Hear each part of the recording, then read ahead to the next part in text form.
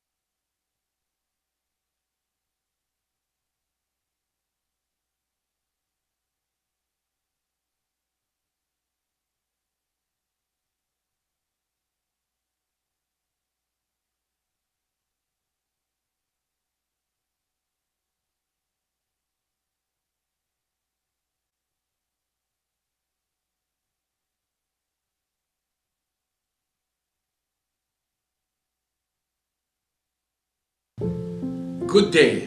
I'm Brother Eli Soriano of the members of the Church of God International. I want to invite you to join us in a minute of prayer every day, 9:30 a.m. Eastern Time, to pray for humanity and the whole world as we go through these perilous times. While safety measures like washing of hands and strengthening of our immune systems may help us through this horrible predicament, there is still no precaution or cure more powerful than God's mighty intervention. And we need His intervention now more than ever. It doesn't matter what religion you are in or what denomination you belong. This is an invitation for all the people around the world who cares for the future of their family, friends, loved ones, and humanity as a whole. Everybody is welcome to pray with us. For more details, you can check out the description box below. Thank you very much, and I hope to hear from you soon. May God bless you.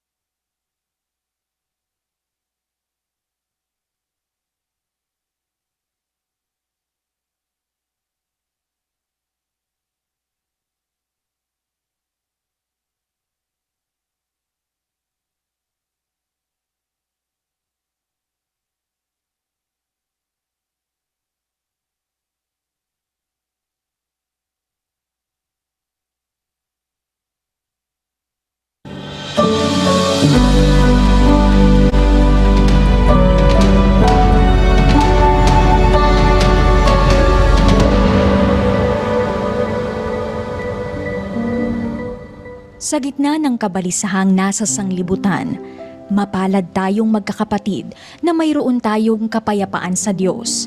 Laganap man ang kawalan ng pag-asa. Ang pinto ng kapatiran ay laging bukas sa mga taong dukha, walang masilungan, nangangailangan, nag-iisa at mga naulila. Ako po si Angeline, 12 years old po.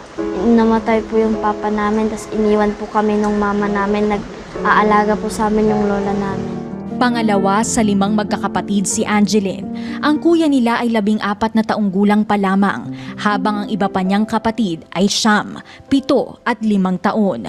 Ang tangi nilang kasama ay ang kanilang lola, subalit nakaratay ito dahil sa karamdaman. Na-stroke po. Nandun lang po nakahiga, papaliguan po namin. Dahil sa kapabayaan ng ina, ang mga batang ito ay maagang namulat sa mabigat na hamon ng buhay. Nagtatapon po kami ng basura tuwing linggo, tapos nagtitinda po ng sayote, talbos po, tapos po kung minsan naglilinis po ako dun sa malaking bahay. iuwi po namin yung mga kalakal, tas bote po, tas mga karton po. Tas ibebenta po ni Kuya. Kahit walang mga magulang, masaya naman sana silang magkakapatid, kundi lang dahil sa utang na iniwan sa kanila ng irresponsabling ina. Si Kuya pa rin po nagtatrabaho, tas kulang pa po. Pinangbabayad po sa utang yung mga nakuha niya, nung mama po namin. Gayunman, hindi nawawala ng pag-asa ang magkakapatid. Hiling nila, matulungan silang makakuha ng birth certificate upang sila ay makapag-aral. Sa kanila kasing 5, tanging ang panganay lang ang nakarehistro. Hindi pinalagpas ng Members Church of God International ang matulungan ang magkakapatid. Agad na nagdala ang mga kapatid ng libreng goods mula sa MCGI Free Store. Nilinis at inayos din nila ang munting bahay ng magkakapatid. Higit sa lahat, sinimulan na ring ayusin ng MCGI ang kanilang birth certificate upang sila'y makapag-aral. Nagpapasalamat po kami sa Diyos at sa MCGI na binigyan po kami ng pagkain na magagamit po namin sa bahay. Salamat po sa Diyos. Sa isang linggong nagdaan, sa tulong at awa ng Diyos at sa sama-samang paggawa ng buong kapatiran, tayo ay nakadugtong sa pangangailangan ng ating kapwa. Napakalaki siya namin na aming ipinapabot sa inyo mula sa biyaya ng ating Panginoon at mula sa inyo ng mga siyang ginawang kinatawan. Salamat po ng marami. Unang-una po sa Panginoon Diyos. Salamat po sa Diyos. Hindi ko po akalain na may graseng dadating sa amin. Salamat po ng marami. Naiiyak po ako sa tuwa po, ma'am. 調査やってて、たまたまこうやって紹介してもらってきたんです。本当にありがとう。神の神様に本当にありがとうございます。やっぱり紹介したいよね。紹介したい。 Nakapagkaloob tayo ng simpleng pangkabuhayan na kanilang mapagyayaman. At ako na ihuwa mau aba alay fika versa na klakun papa afi fanamato $1 uwa dunya ba.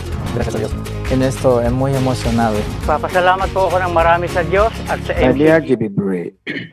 Pwede Nyankopɔn ase bebree.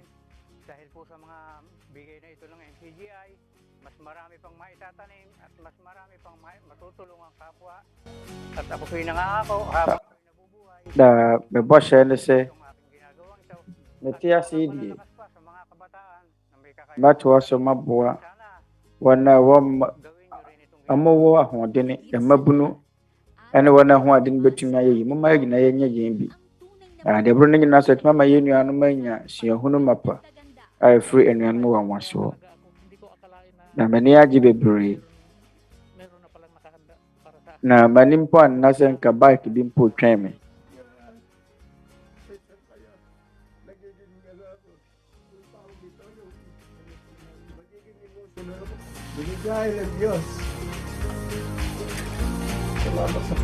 Aseda ka Nyankopɔn. Sɛsi adeɛ. Bɛda wɔ Nyankopɔn ase. Sɛ MCGI safo na tumi aboa me. Yɛn yɛ ne gye kɛseɛ wɔ yɛn akoma mu. Ama yɛtumi aduru yɛn yɔnko nipa nkyɛn. Na ahokyerɛ de amamane ho no nyinaa akyi ne yɛwɔ Nyankopɔn na yɛbɛtumi de yɛn ho ato ne so. Aseda nka Nyankopɔn.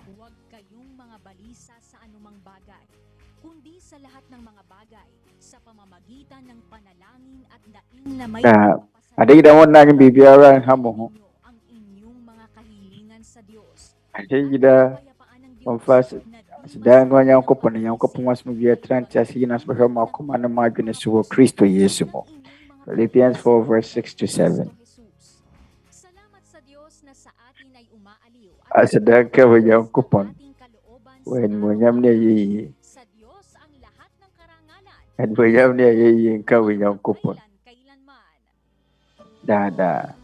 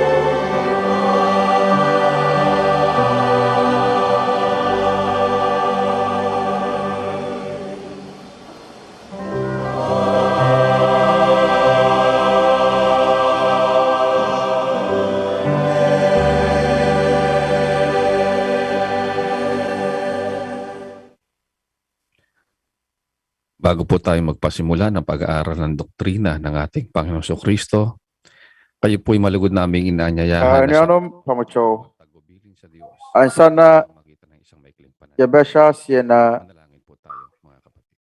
yasya Awurade Yesu Kristo mmara nsɛm no. Ama namin, Mama yɛgyina yɛnyɛ ahoboa ne yɛmmɔ mpae. kapangyarihan sa lahat.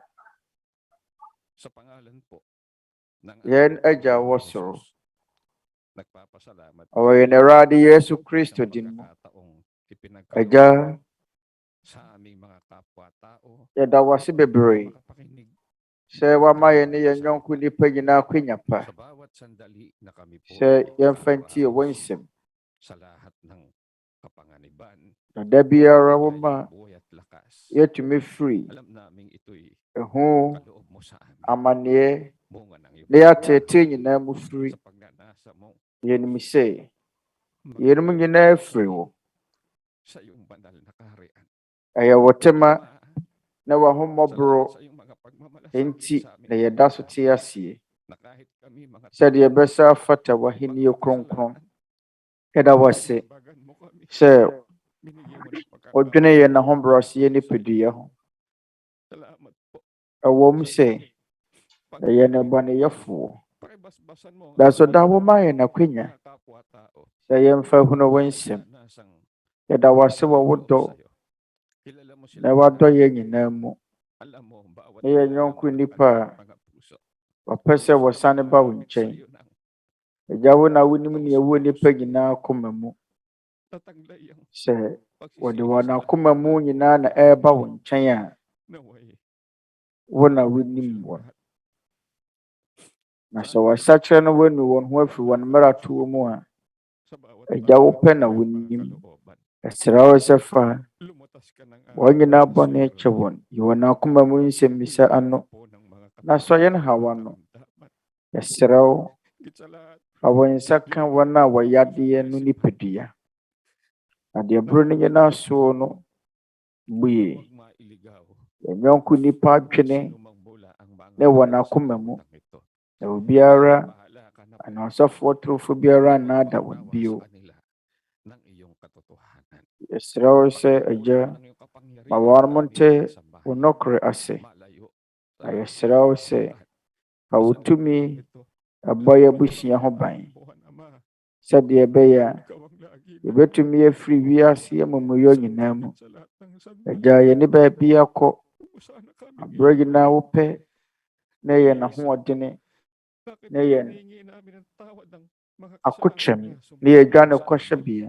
ngayong Yɛn nagpatawad ɛsrɛ wo sɛ nya yɛn hɔ, sa mga nagkasala. aberɛ nyinaa hunu yɛn mmɔbɔ na fa yɛn bɔne kyɛ yɛn, Mananatilihin mo sɛdeɛ yɛde akyɛ wɔn a wɔafom sa yɛn. bawat puso ng Yɛdeda soɔ na yɛn gyidie ne sɛ pakikinig ng iyong mga w'asomdwie ne wo nokorɛ bɛtena wɔ kra biara a obetie wo nsɛm mu. dakilang Agya, yɛda wo ase tagapagligtas na si bebree. Kristo Jesus. Wɔ yɛn Agya nkwa kɛseɛ Kristo Yesu din mu.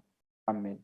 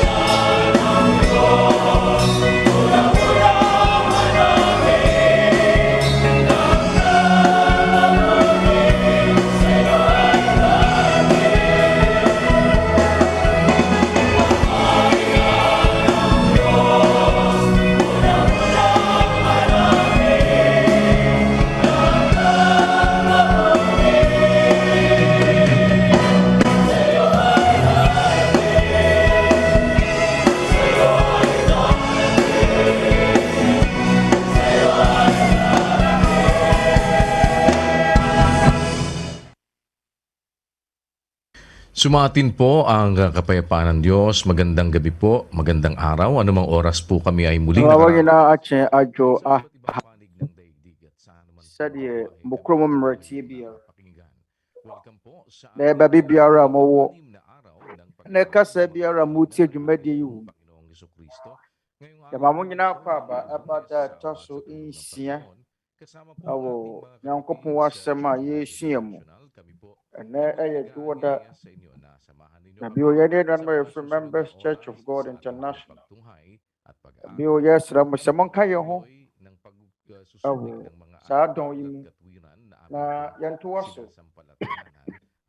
ɛnkekɛ ne nsɛm a yɛgyedie no na yɛgusu a yɛsua yɛ ne Awurade Yesu Kristo mmara nsɛm deɛ ɔka yɛ ho no yɛ Brother Eli Soriano obi wɔ ne ano bɛnkye akɔma mu nyinaa sɛdeɛ mukromo mmerɛtie biara no bama yɛnsua yɛ ne Awurade Yesu Kristo mmara nsɛm na yɛn ne mpaebɔ ɛwɔ biribi nagagawa. Kung pakinggan ng Diyos ang panalangin ng isang ama, ina, anak, kasi nakita natin yung aral ng Diyos para siya sa Onyankopɔn etie enabi anase ejabi mpaebɔ ɔre sɛ obi a ɔdɔ ne yore anase ɔdɔ ne kunu sɛ efiefoɔ no bɛyɛ efiefoɔ papa Mfasoɔ bɛn ɛna wɔn mo benya sɛ wɔbɔ Onyankopɔn ne mpaeɛ nso a ɛdeɛ na ɛbɛtumi ayɛ ama wɔn bɔma yɛn kenkan Yakobo nwoma no nkyɛmu dunsia James 5:16 monkeka mo mfomsoɔ nkyerɛkyerɛ mo ho ama mo bɔ mpaeɛ mema mo ho awasa mo yadeɛ wɔde pattern ne adesrɛ mu yɛ den tumi yɛ nnoɔma bebree. Verse 17 Elia yɛ wɔ nipa te sɛ yɛn ara na ɔbɔ mpaeɛ denden sɛ osuo ntɔ na osuo antɔ asase so mfie mmiɛnsa ne abosome nsia na ɔbɔ mpaeɛ bio na osuo tɔɔe na asase so n'aba. Yɛn ne apam foforɔ no mu nkyerɛkyerɛ na yɛde Elia ɛyɛ nhwɛsoɔ. Elia ɔyɛ Nyankopɔn diifoɔ ɛwɔ apam dadaa no mu. Na bere a Elia ehunu sɛ nnipa a ɛwɔ n'abrɛ so bɔne nko ara na wɔn mu die no na wɔhunu nipa tenenee biara wɔ mu nti Elia abɔ wɔ Nyankopɔn mpaeɛ sɛ nsuo ntɔ sɛdeɛ ɛbɛyɛ saa bɔnefoɔ yi wɔn ani bɛba wɔn ho so na wɔn asesa afiri bɔne a wɔn edi mu. Nsuo antɔ mfie mmiɛnsa ne abosome nsia. Nsuo antɔ abosome aduanan mmienu na ɔbɔ mpaeɛ sɛ nsuo ntɔ no saa abura no na nsuo no tɔɔ bio. Ɔwɔntɛ ne Yakobo sɛ monkeka mo mfomsoɔ nkyerɛkyerɛ mo ho na mommobɔ mpaeɛ ɛmɛma mo ho sɛ yɛka yɛ bɔne a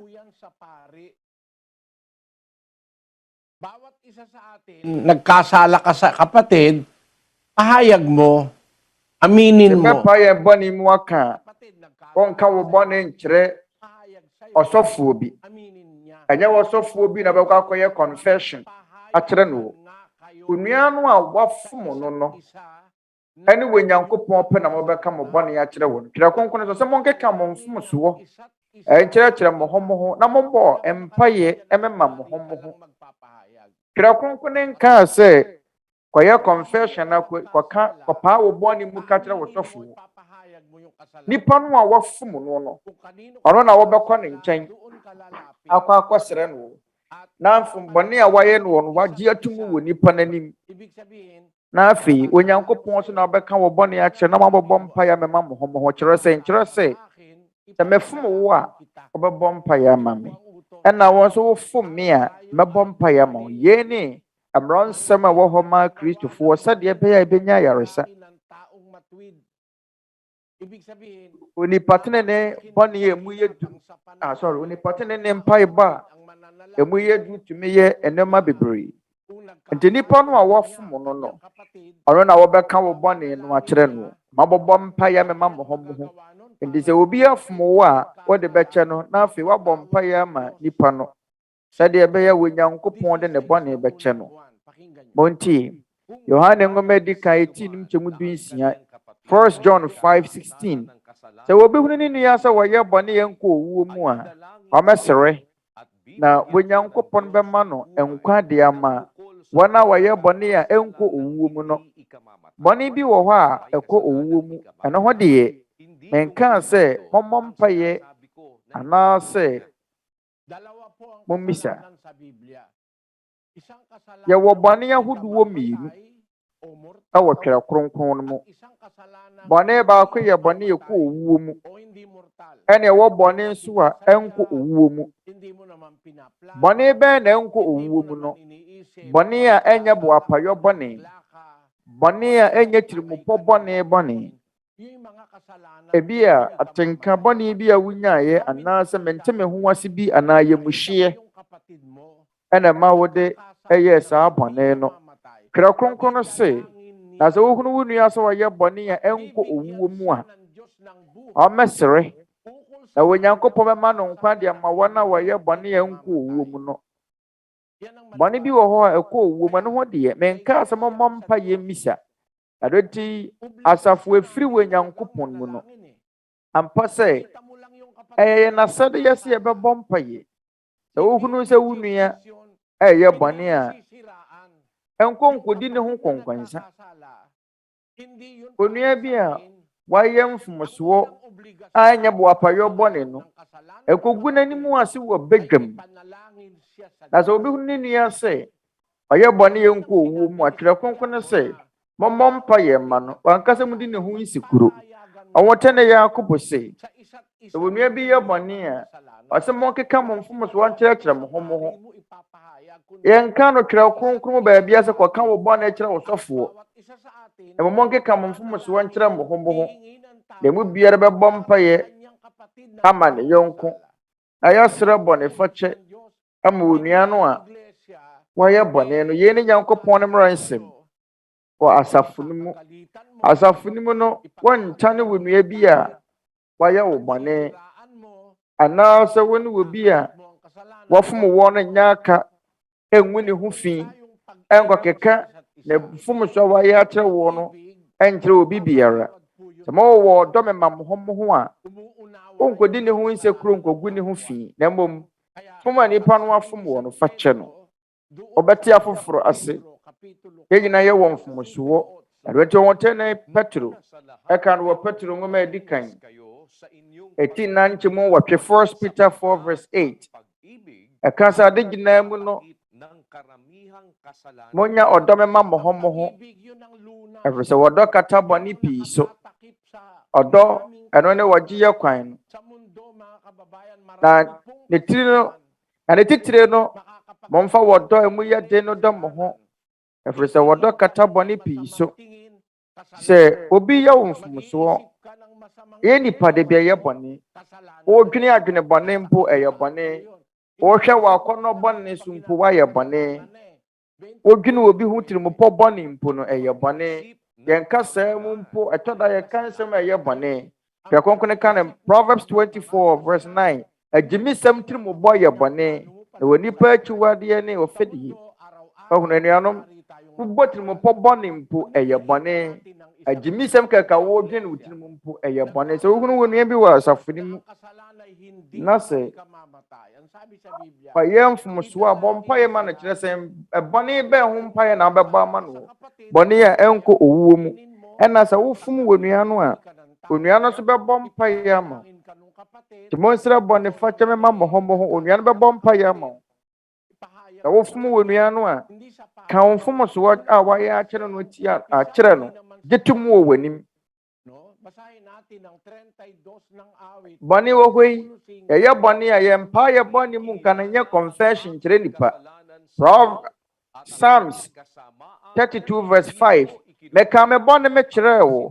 na mankura mamu yeso meka se meka me mmara to ma kyerɛ Awurade wona wode me bɔne so musuo kyɛe ang kasamaan ng aking kasalanan. Ang pagkukumpisal, una-una sa Diyos, na tapos lalapitan mo yung ya bɔne wo ho ye bedi kan ya ka kyerɛ Onyankopɔn ɛna afei onipa a wɔafom no wɔ na wɔ so wanya bɔne fakyɛ yɛne deɛ wɔtwɛ no wɔtwerɛ kronkron no mu ɛka no brɔfo kasa mu sɛ And mine iniquity have I not twerɛ kronkron no ka sɛ meka me bɔne me kyerɛɛ wo na mankora mamamuyɛ so meka sɛ meka me mmara to ma kyerɛ Awurade wona wode me bɔne so musuo kyɛɛ wankasa meka me bɔne ma kyerɛ ɔsɔfo bi to the Lord, not to the priest. No. Ang sabi po sa Bisaya, giila ko ang twerɛ aking kronkron no sɛ nganha kanimo. meka me bɔne me kyerɛɛ wo David ka no Psalms 32 verse 5 meka me bɔne me kyerɛɛ wo na mankora mamamuyɛ so meka sɛ meka me mmara to ma kyerɛ Awurade wona wode me bɔne so musuo kyɛe Sa Diyos natin sasabihin. ɛyɛ adeɛ mu da hɔ pefee sɛ Sa ɛyɛ Onyankopɔn na yɛdi kan yɛbɛka yɛn bɔne akyerɛ no wɔ kapampanga no kasɛm na sɛ meka me bɔne me kyerɛɛ wo na mankora mamamuyɛ so meka sɛ meka me mmara to ma kyerɛ Awurade wona wode me bɔne so musuo kyɛe Sa Ilocano, binigbig Ilocano kasa mu ko kengka. meka me bɔne me kyerɛɛ wo Ko, diak na mankora mamamuyɛ so ipudlok to, dagiti meka sɛ gasingko, ken meka me mmara to ma kyerɛ Awurade ka, pinakaw wona wode me bɔne so musuo kyɛe ti basol ko. Maliwanag po ang sabi ng Biblia na ang kasalanan deɛ twerɛ kronkron no ka no sa Diyos mu da hɔ pefee sɛ bɔne yi wɔ hɔ yi deɛ di kan yɛbɛka akyerɛ Onyankopɔn Nyankopɔn na ɔbɛpa wo bɔne mu aka akyerɛ no wɔ Spanish kasa mu nso ɛkasa ara se meka me bɔne me kyerɛɛ wo na mankora mamamuyɛ so meka sɛ meka me mmara to ma kyerɛ Awurade wona wode me bɔne so musuo kyɛe Portuguese kasa mu meka me bɔne me kyerɛɛ wo na mankora mamamuyɛ so meka sɛ meka me mmara to ma kyerɛ Awurade wona wode me bɔne so musuo kyɛe maliwanag po ang kasalanan ɛyɛ adeɛ mu da hɔ pefee sɛ lalo na bɔne wɔ hɔ yi kasala yɛbɛtumi de yɛakyɛ sa kasalanan niya. ɛnkanka nipa no a wayɛ bɔne no so wɔgye ne bɔne to mu a wɔbɛnya so bɔne fakyɛ sɛ wogye wo bɔne to mu a ɛfasoɔ bɛyɛ na wobɛnya Proverbs 28 verse 13 deɛ wɔkata ne mmara to so wɔ no ɔre ɛnyɛ prɔmprɔm na deɛ wɔka na wogyae yɛ no wɔbɛhunu no mmɔbɔ Ang sabi sa Bisaya, kadtong nagatapos Visaya no kasa mu ɛse dili mo deɛ wɔkata ne mmara to so wɔ no binsan ɔre ɛnyɛ prɔmprɔm sugid na deɛ ɔka na wogyae yɛ no wɔbɛhunu no mmɔbɔ itang tatakap king sarili pampangan kasa mu deɛ wɔkata ne mmara to so wɔ no ɔre ɛnyɛ prɔmprɔm puris kareti na deɛ ɔka na wogyae yɛ no wɔbɛhunu no mmɔbɔ mga Ilocano kasa mu Proverbs 28:13 deɛ wɔkata ne mmara to so wɔ no ɔre ɛnyɛ prɔmprɔm na deɛ ɔka na wogyae yɛ no wɔbɛhunu no mmɔbɔ at nanto tikaasi. Maliwanag po yun mga kababayan, ano? Na ɛyɛ adeɛ mu da hɔ wɔ twerɛ kronkron no mu sɛ deɛ wɔka ne bɔne no ikalawa sa deɛ ɔbɛka ne bɔne deɛ di ka ɔbɛka akyerɛ Onyankopɔn deɛ ɛtɔ so mmienu onipa a wafom no no baka ne mfom sɛ wayɛ tie nipa no afei Onyankopɔn de bɛkyɛ no ang kapatid mo, ɛnti sɛ wo no wohunu nipa no a wayɛ wo bɔne no bɛka kyerɛ wo sɛ wafom wo a langin mo. Alam nyo na, deɛ wɔbɛyɛ ne sɛ mga kababayan, wɔbɛbɔ mpaeɛ ama onii no kamag-anak, ɛnuanom hindi kanya kaano, ɔnyɛ w'abusuani o nagkakilala ebi a wonnim no wɔnyɛ ne ba tapos meron hyia nkoro mo bɛhyia mu wɔ asafo no mu nagmamalasakit mo wobɛhyia saa nipa no Diyos. Yung taong na sɛ nipa no dwene wo ho sɛ inuutusan ɔbɛbɔ ng Diyos mpaeɛ na ama wo no Onyankopɔn de wo bɔne akyɛ wo at kung ikaw naman ang magkasala, onipa wafom no onipa waye ne bone no yabɛhwɛ wo sɛ bɔmpa yɛ ma woni no ye ɛyɛ honhom wa waso wɔ anuanom mu wɔ asafoni mu yabɛsrɛ bɔne fakyɛ me ma yɛ honom yabɛsrɛ bɔne fakyɛ nso ma wɔn a wafom yɛnyɛ yɛ nko a ɛdɛ deɛ ɔmotɛ ne Yakobo ɛkaeɛ James 5:15 monkeka mo ho mfomsoɔ ɛnkyerɛkyerɛ mo ho amomo bɔmpa yɛ mema mo ho na wasamoyadeɛ onipa tenene ade srɛ mu yɛ den tumi yɛ nnoɔma bebree da sɛ onipa tenene na ɛbɔ mpaeɛ a mpaeɛ no tumi yɛ nnoɔma bebree Elijah yɛ nipa te sɛ yɛn ara ɔno so yɛ nipa te sɛ yɛn ɔyɛ bɔne ɔwɔ mmerɛyɛ Elia ɔyɛ nipa te sɛ yɛn na ɔbɔ mpaeɛ denden sɛ nsuo ntɔ na nsuo antɔ abosome mfie mmiɛnsa ne abosome nsia sɛ obi yɛ ɛyɛ bɔne tia wo a ɔbɛbɔ mpaeɛ ama oni no a wagye ne fomsoa to mu Luke 4:25 amɛka no nokorɛ mu Elia borɔ so a wɔsoro mu to mfie mmiɛnsa ne abosome nsia na ɛkɔm kɛseɛ baa asase no nyinaa so wɔ no akunafoɔ pii wɔ Israel deɛ nanso wansoma Elia ankɔ wɔn mu biara nkyɛn sɛ Sidom kuro Sarepta mu ɔbaa kunafoɔ bi nkyɛn anuanom hunu nipa bebree na ɛwɔ hɔ nom saa abere no ɔkunafoɔ baako pɛ nkyɛn na yɛsoma Elia kɔɔeɛ abere a Israel fa ahohiahia mu wɔn abere so no ɛkɔm esi nsuwa ntɔ mfie mmiɛnsa ne abosome nsia da so Onyankopɔn hu sɛ nipa baako pɛ na wasatra n'adwene nipa bebree na wɔ hɔ nom da so baako pɛ na wɔkae Onyankopɔn ɛsɛ wɔto so kɔnkyɛm aduonu nson na wodiifoɔ Elisa berɛ so no na akwatafoɔ pii wɔ Israel deɛ nanso wansoma wɔn mu biara wama wɔn mu biara ho amfigye Siriani Naaman odiifoɔ Elisa na ɔne odiifoɔ Elia anaasɛ Elijah na wɔ hɔ na berɛ a Onyankopɔn bɛfa Elia anaasɛ Elijah kɔɔeɛ na odiifoɔ Elisa ɛna ɛbɛsii n'anan mu Elisa aborɔ so no ewiase toa so dii bɔne ara na akwatafoɔ pii ɛwɔ Israel wɔn mu biara ho amfi gye Siriani Naaman pɛ anuanom ahunu ɛno nti ɛberɛ mumuyɔ bebree wɔ wiase no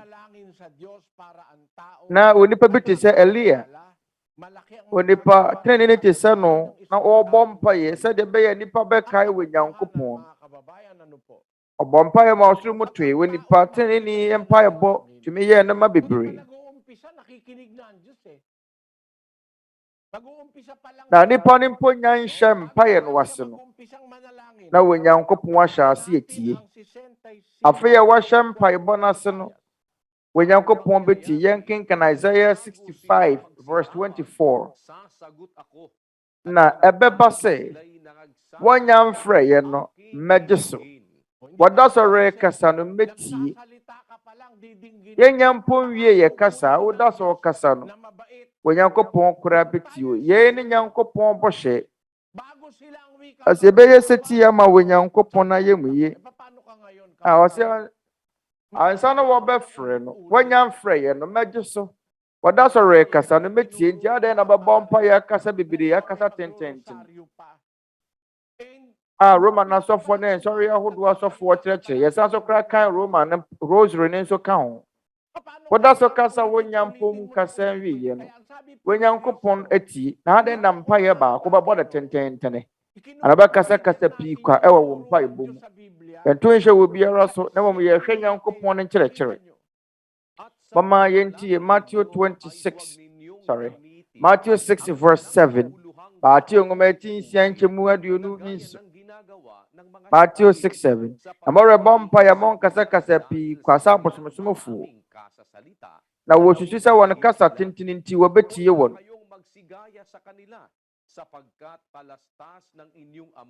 Ayɛte mo nyɛ sɛ wɔn. Na mo agya ne mo nneɛma ehia mo ansa na mo abisa no. Ansa kora no bebisa wɔ Nyankopɔn. Wɔ Nyankopɔn nim deɛ wɔpɛ dada.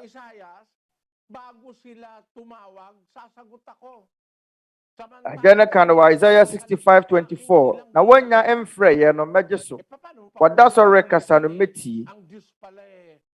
Nti se Nyankopɔn so when you kasa no obetia. Ayade we here. Se when Nyankopɔn tumi kakra ka ekuta no. Obekasa kasa pi kwa. Ewo mpaye ba akopemu. Ente Kristo kan se na samo rebom mpaye mon kasa kasa pi kwa sa aposomsomfo. Na mo agya ne mu nneɛma ehia mo ansa na mo abisa no. Ansa kora na wo bebisa no no wonim data. Sei na Nyankopɔn tumi no ti. Ye ne tumi a wɔtwerɛ kronkron mekuta wɔ Nyankopɔn a twerɛ kronkron ɛkyerɛkyerɛ. Afei kora no wɔhyɛ wɔ mpaeɛ no ase no. Wɔ Nyankopɔn nim ne wɔwɔ akoma mu data. Montie saa asɛm yi. Daniel ngometin kron enchemu aduonum yenu. Daniel 9:22. Na wɔkyerɛkyerɛ me. Na wɔne me kasa se Daniel afei mafiri mabɔsɛ merebɛma wanya nhunumu. Verse 23. Wɔn kotosere mfiti asie mu no. Asɛm firi bae.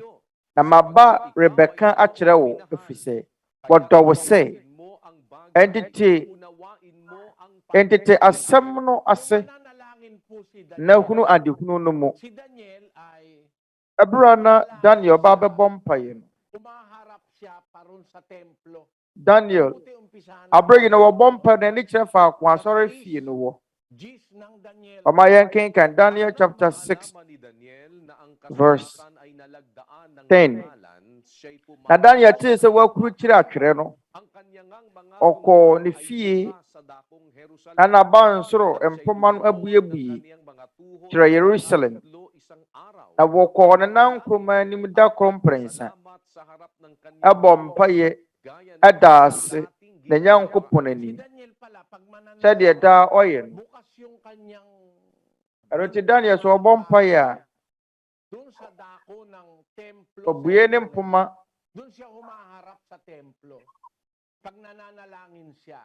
Kasi yung templo, nandoon ang mga saserdote ng Diyos sa templo na siyang nagtuturo ng aral ng Diyos doon sa templo, doon sila sumasamba. Nyankopɔn wasumdue.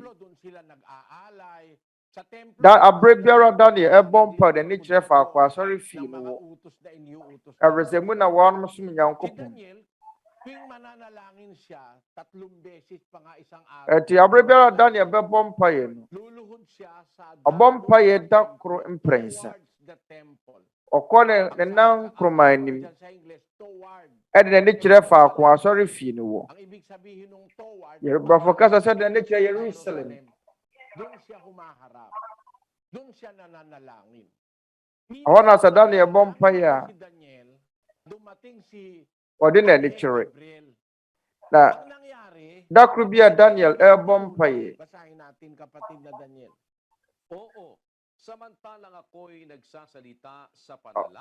Na ɔbɔfoɔ Gabriel ɛba. Mma yɛn kenkan Daniel 9:21. Ɔse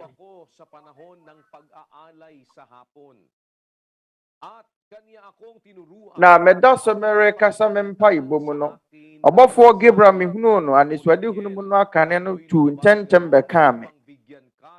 Anwummere afɔrebɔ bere mu. Na wɔkyerɛkyerɛ me na wɔkaa sɛ Daniel afei mafiri aba sɛ merebɛma wanya ehunumu. Ɛfiri sɛ wɔdɔ wo sɛ ɛnti te nsɛm yi ase na hunu na nya ehunumu. Ɔbɔfoɔ Gabriel ɛkaa sɛ Wonkoto sere asifiri no. Abrawodiifo Daniel enya nhyɛ mpaeɛ no ase no. Na Onyankopɔn asoma wɔbɔfo Gabriel podada. Onyankopɔn wie mpaeɛ no. Abra wahyɛ mpaeɛ no ase na Onyankopɔn tie Daniel abisadeɛ. Every say, said the bear will be your bonnet for check. Na ne man Israel so enya bonnet for check. Na Onyankopɔn wie mpaeɛ no bo Onyankopɔn wahyɛ ɔbɔfo Gabriel. Nag-utos na ang Diyos, naparito ako sa iyo upang saysayin sa iyo, sapagkat ikaw ay totoong minahal, mahal ng Diyos. Okay, say what do we say? Odifo Daniel, Onyankopɔn don. Onkoto sere fiti asie mu no, asem free by. Maba mere beka kyerɛ wo. Every say what do we say? Every say nipa papa, ana nipa ten ni. Sonsonie ɛda nipa wɔn mo yɛ setie ma Onyankopɔn. Na atuatefo mu Onyankopɔn ntem. Sonsonie ne so. Muntie. Yɛ kenkan Psalm 16 verse 3. Na kronkron fa wɔ asase so wɔ no. Wane mani munyam fo a wosomani kura Catholic fo omo de omo se hotefo no wo soro nya no kure ahotefo no wo mo wuwu data na sesie no ahotefo no dodo no wo mo nya na ye Yankin can 1 Thessalonians 4:16. Every say Awurade no already was a bo. Abofo penin ene Nyankopɔn totrobɛnto firi soro bɛsane. Na Kristo mu awufo bɛsɔre ka na Thessalonica fong meti 9 mu dusia. Yewo wusɔre edi kan bi wo ho. Na wana wu ye Kristo mu no. Warum ne benya ne kane na Awurade Yesu Kristo ma ye usi den kasa hontefo no nyina wo soro sade e karle kasafo no ekyerɛkyerɛ no onyanya ne na Kristo sane ba na warum benya ne ani anom basa so aka mu bio meni obi ani ntokwa ye watwerɛ kronkron mu na meka kyerɛ mu monka sa transemi 1 Thessalonians 4:16 and John 6 verse 44 Mama yenkai obi ntumi emma me nkyɛn de sɛ agya wɔsoma me no twe no na me de menya ne na da edi akyire no enti awufuo sɔre no ebenya no ebesi wode etwatuo mu abra Kristo beba enya nsiye enti awotefo no mu ni wosoro ahema mu ye na so se nipa bi wasasi so na se wono be ye setia ma Onyankopɔn na Onyankopɔn se awotefo wasasi so de wani ana kronkron fa wasasi so no mo na so Onyankopɔn ani kura eye ade Onyankopɔn ani gye ho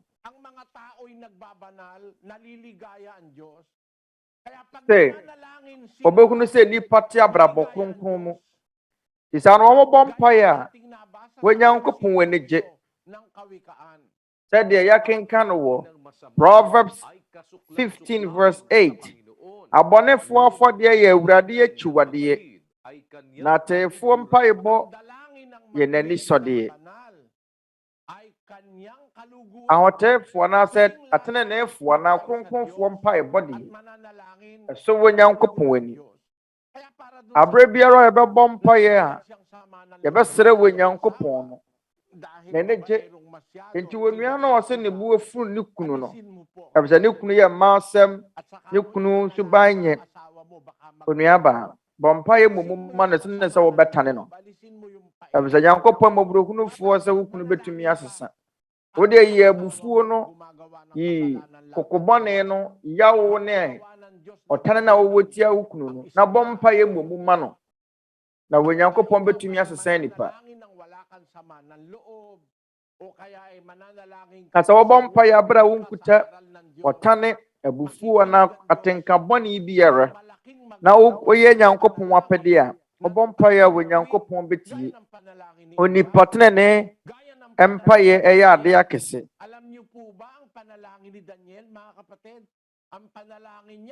Elijah ne Daniel no mpaebɔ. Monim deɛ ɛsiiɛ, saa mpaeɛ efiri wɔn a na wɔyɛ bɔne wɔ Israel. Nti Daniel 9 verse 18. O Awurade, tie. O Awurade, yɛ aso na yɛ ntwentwane wo nan ase. Sapagkat hindi namin inihaharap ang aming mga samo sa harap mo dahil sa aming mga Nyankopɔn bra waso aso tie, buye w'ani na hwɛ yɛn amanfo ne kuro a wɔbɔ wo din wɔ soɔ no, na ɛnyɛ yɛn tenenee so na yɛde yɛn nkɔtɔsɛ reba w'anim, na mmom umɔborɔ hunu bebree ntira. Wɔhwɛ yɛn Awurade, hwɛ Israel asɛe, wɔn atɔ nnaadaa mu.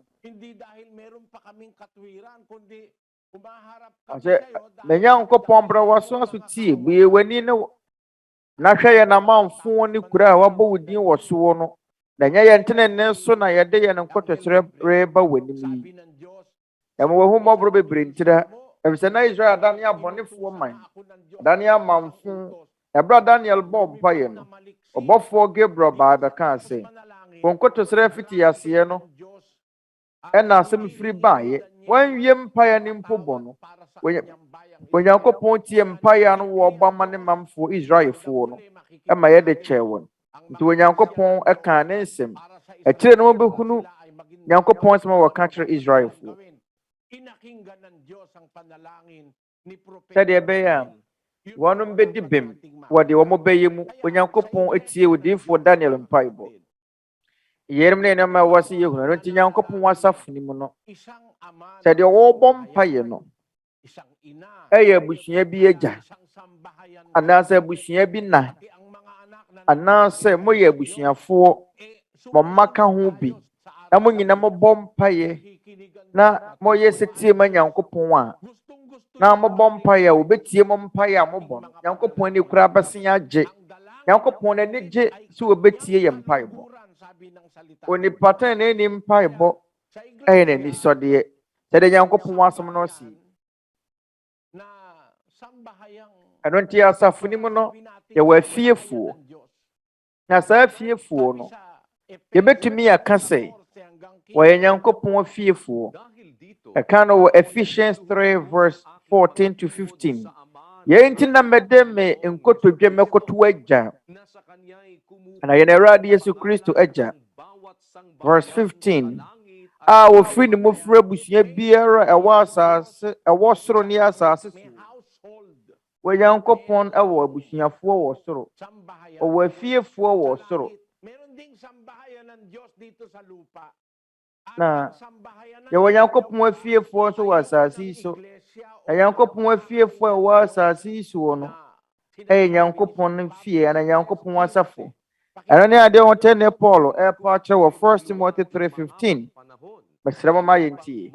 Na sɛ bi a metwɛre a wɔhunu sɛ deɛ ɛsɛ sɛ wobu bra wɔ Nyankopɔn fie a ɛyɛ Nyankopɔn te asefoɔ no asafo nokora dum ne nyinasoɔ no mu.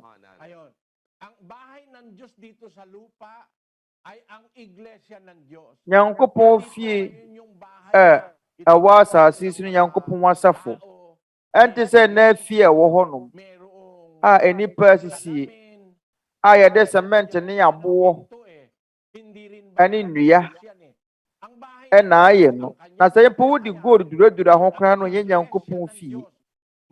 Nyankopɔn fie no ɛyɛ ne fiefoɔ.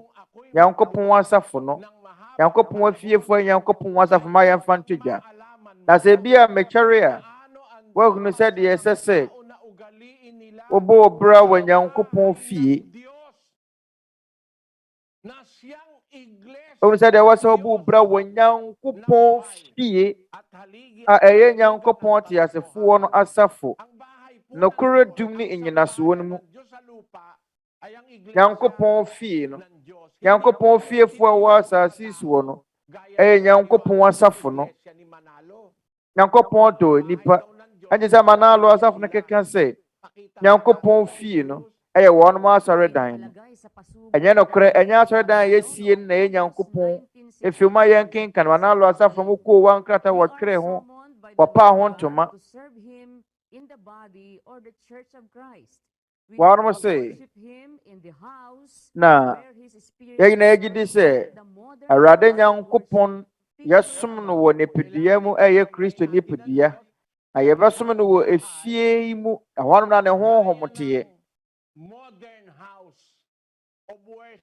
sɛ efi foforɔ yi a muhunu a yɛtwa ho mfonini no wɔn sɛ Nyankopɔn fie no yɛ wɔn ma asɔre dan sɛdeɛ wɔn mo sie wɔn sɛ ɛhɔ nom na Nyankopɔn honhom teɛ sɛdeɛ manalo sie da so deɛ na twere kronkron no ka bɔma yɛn kenkan asomafoɔ nnwuma eti du nson nkyɛmu aduonu nan Acts 17:24 wɔ Nyankopɔn na wɔyɛ wiase ne deɛ ɛwɔ mu nyinaa ɔno ara wɔyɛ wɔsoro ne asase wura no ɔnte asɔre dan a wɔde nsa ayɛ mu at ng lupa na makapangyarihang gumawa ng lahat ng mga bagay, wɔ Nyankopɔn na wɔbɔ ɔsoro ne asase no mga templong ginawa ng mga ɔnte asɔre dan a enipa de wɔn nsa asie mu hindi tumatahan tanto yɛbɛpo na abra yɛn wɔ twere kronkron no mu ng mga kamay.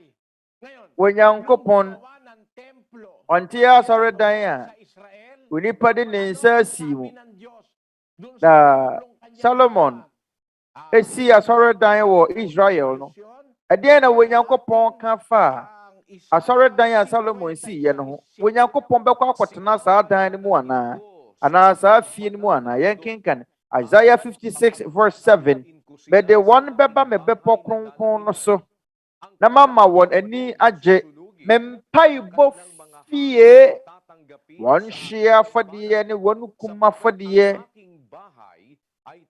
bɛsɔ m'ani m'afɔrebukyia so na me fie no wɔbɛfrɛ no mpaebɔ fie aman nyinaa efie a Solomon siiɛ no asɔre dan a ɛwɔ Israel no wɔ Nyankopɔn sɛ yɛbɛfrɛ no sɛ mpaebɔ fie mpaebɔ fie ɛnyɛ fie a wɔ Nyankopɔn bɛtena mu ɛresɛ Paul sɛ wɔ Nyankopɔn a wɔbɔ wiase de wɔyɛ mu nneɛma nyinaa wɔnte asɔre dan wɔde nnipa nsa asie mu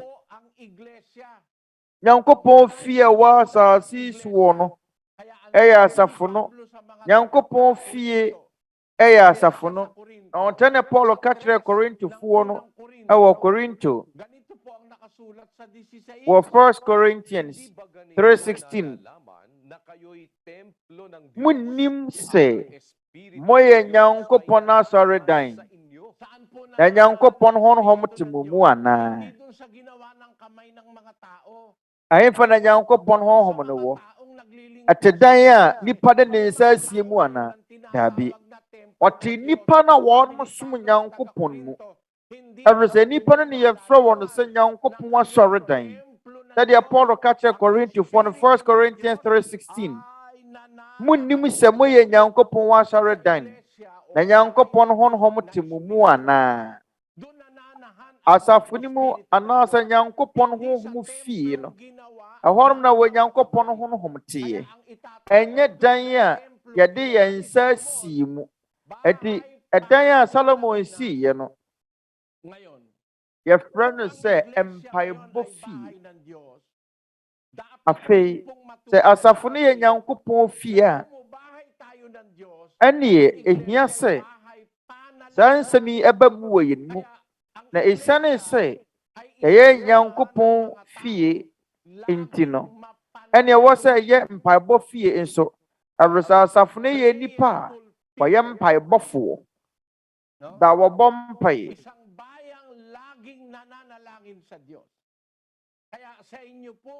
ɔman a aberɛ ne aberɛ na wɔbɔ wɔ Nyankopɔn mpae anuanom sɛdeɛ ɛbɛyɛ mo bɛhunu no Nyankopɔn asafo ni mu no yɛwɔ dɔnhwere biara mu mpaebɔ ɛwɔ mmea ahodoɔ na wɔpɛ sɛ wɔne yɛbɔ mpaeɛ a wɔfrɛ asɔre mpanimfoɔ no a wɔbɛtumi ne yɛ abɔ mpaeɛ ɛbɛtumi ayɛ nɔɔna anaasɛ nɔɔnum wɔbɛtumi ne wɔn a ɛwɔ mmea ahodoɔ nyinaa nso abɔ mpaeɛ na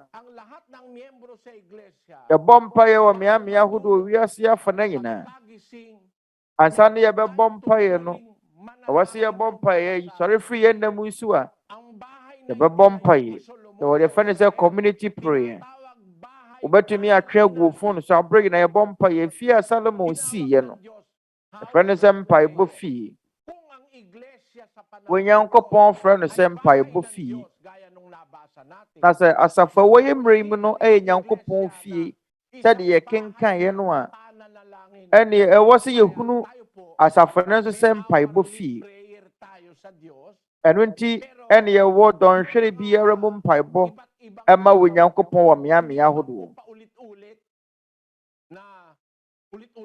ɛna mpaeɛ no a yɛbɔ no yɛnyɛ kasa tentene mpaeɛ na ebi a dɔnko pɔte bi mu ne beaeɛ kɔ pɔte bi no sɛ wɔntumi anya kwan yɛntie mpaeɛ no bi wɔbɛtumi aka wɔn a ɛbɛbɔ no dɔnhwere foforɔ mu internet so bɛtumi abɔ Onyankopɔn mpaeɛ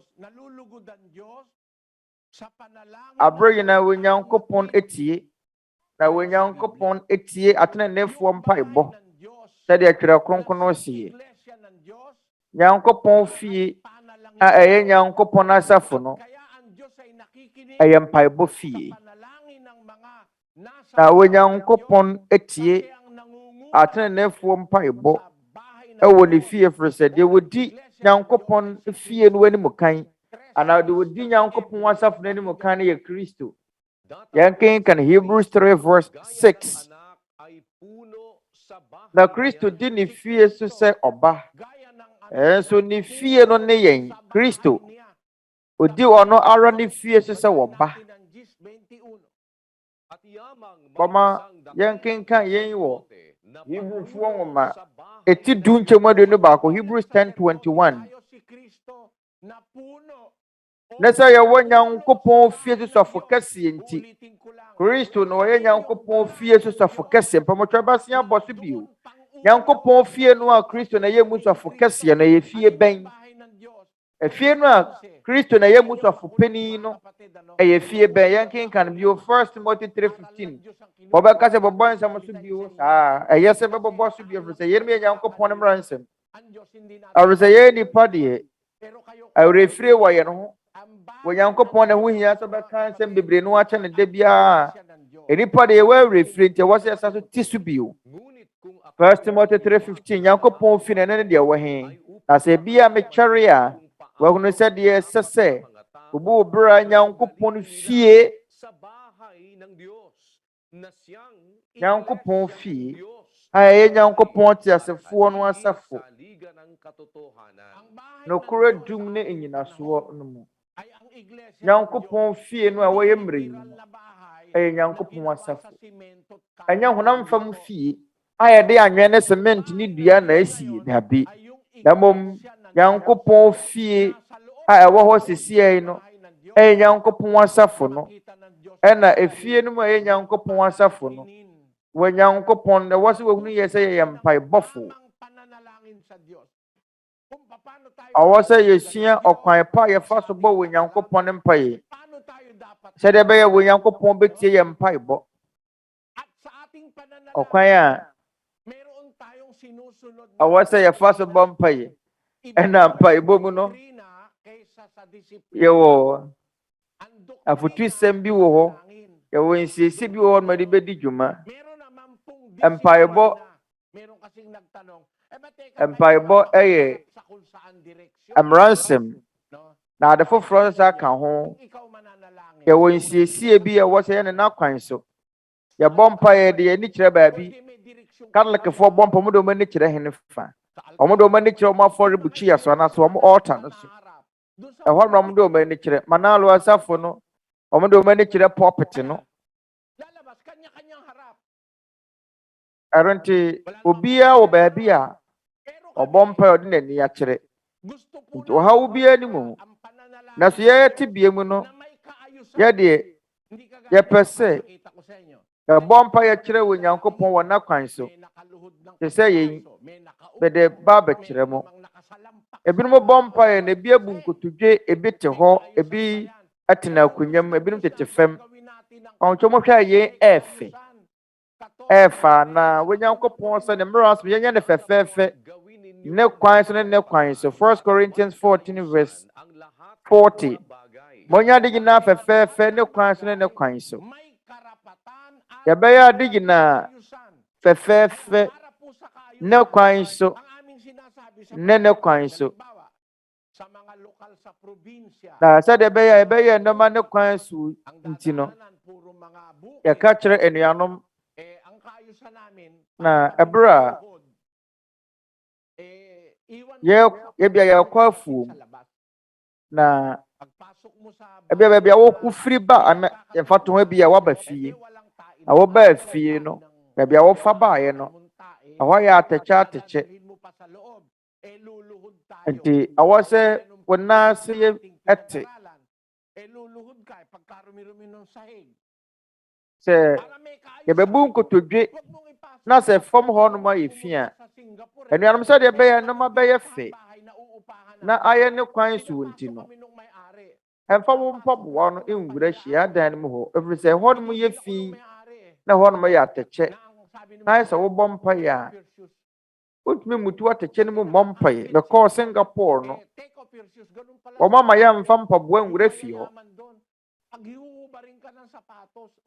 many we wo Singapore yo mama mere o mo ye ma wo mfa wo mpaboa enwura wo no mu fie or say one man kase mu mpawro wo mo mpaboa ansa na wo no wura fi asani patumi yo yen a abra Mose atwipini wo Nyankopɔn wo se na beposo no wo Nyankopɔn ka kire no se onwro ne nansem mpaboa yankinkan Exodus etimi ensanchemu innum ena Awurade ka se entwi impini ha na yo nansem mpaboa na fa kwa wugina ho ye asase kronkron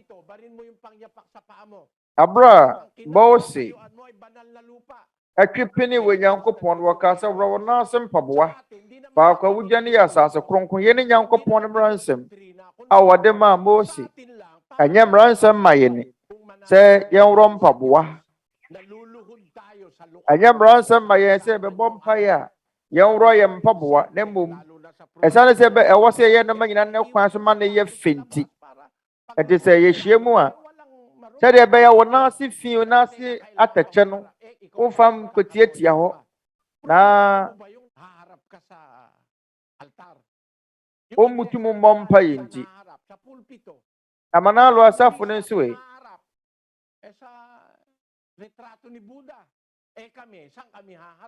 Buddha fuo e bompa yo mo do mani kire won mu funini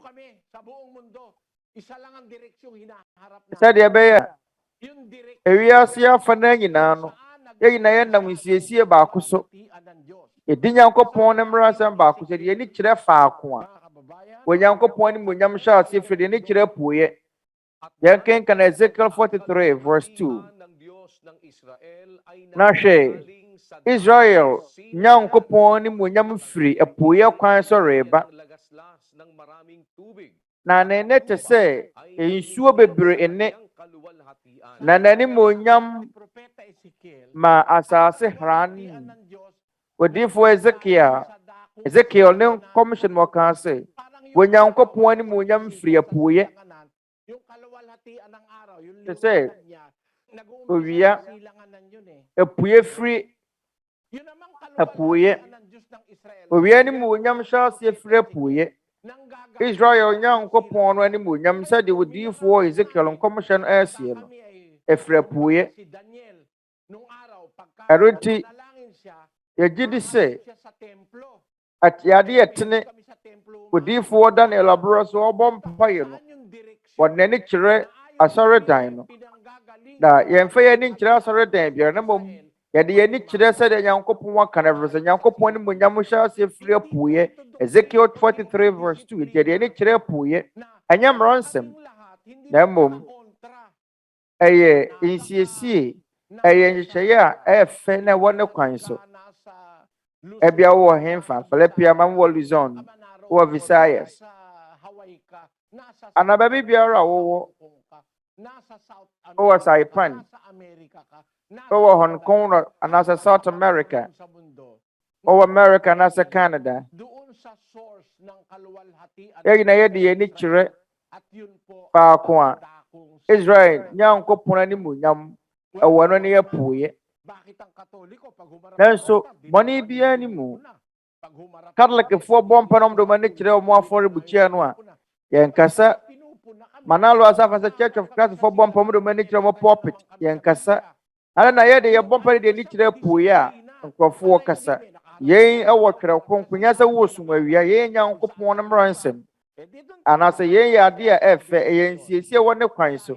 Wobɛtumi de w'ani akyerɛ baabi ara bɔ mpaeɛ. Nanso ɛsiane sɛ ɛbɛyɛ ama na yɛfɛ na yɛ ne kwan so ne kwan so nti yɛde yɛni kyerɛ apueɛ. 1 Corinthians 1 verse 10. Na anuanom menam yɛn Awurade Yesu Kristo din so metu mo fo sɛ mo nyinaa ɛnyɛ anokorɔ na mpaapaamu amma mo mu. Na mmom moabɔ mu awie pɛyɛ adwene korɔ ne nsusuyɛ korɔ mu.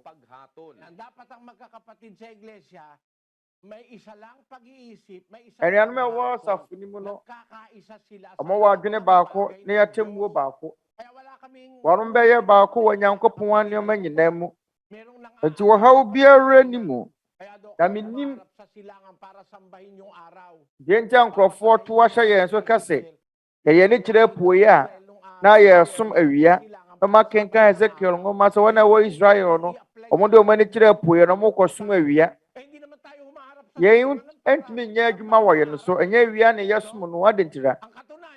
Ɛnyɛ sɛ yɛde yɛni kyerɛ apueɛ sɛ yɛasom awia. Na kora wɔ mu ne sɛ anadwo mpo yɛbɔ mpaeɛ kora na de yɛni kyerɛ apueɛ. Ɛwɔ sɛ apueɛ na Nyankopɔn ne munyam hyɛ ase afiri. Ne nyinaa akyi mpo de yɛni kyerɛ apueɛ. Yɛn ɛnyɛ mmaransɛm na mmom ɛyɛ afutuo ne nsiesie.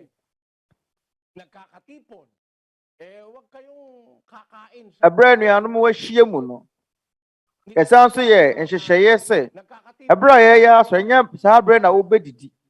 Ebinom wɔ hɔnom a nhyiamu no yɛhyia mu a yɛyɛ nkyerɛkyɛ na afei no wɔredidi. Ɔkɔm de wɔadi ka didi ansa na yɛhyɛ aseɛ anaa yɛpom wɔn no wɔadidi. Yɛnom ne nsiesie. Yɛnom ne afutusɛm a ɛwɔ asafo no mu mpo afiefuo mu. Wokɔ abusua biara mu a efie biara wɔ mu mmara. Ɛfiri sɛ awarefoɔ mpo wɔn tete wɔn tete wɔn mma. Ɛna ɔkunu nso wɔn teteyɛ a wɔde ma ne yere. Yɛyɛ bɔne anaa?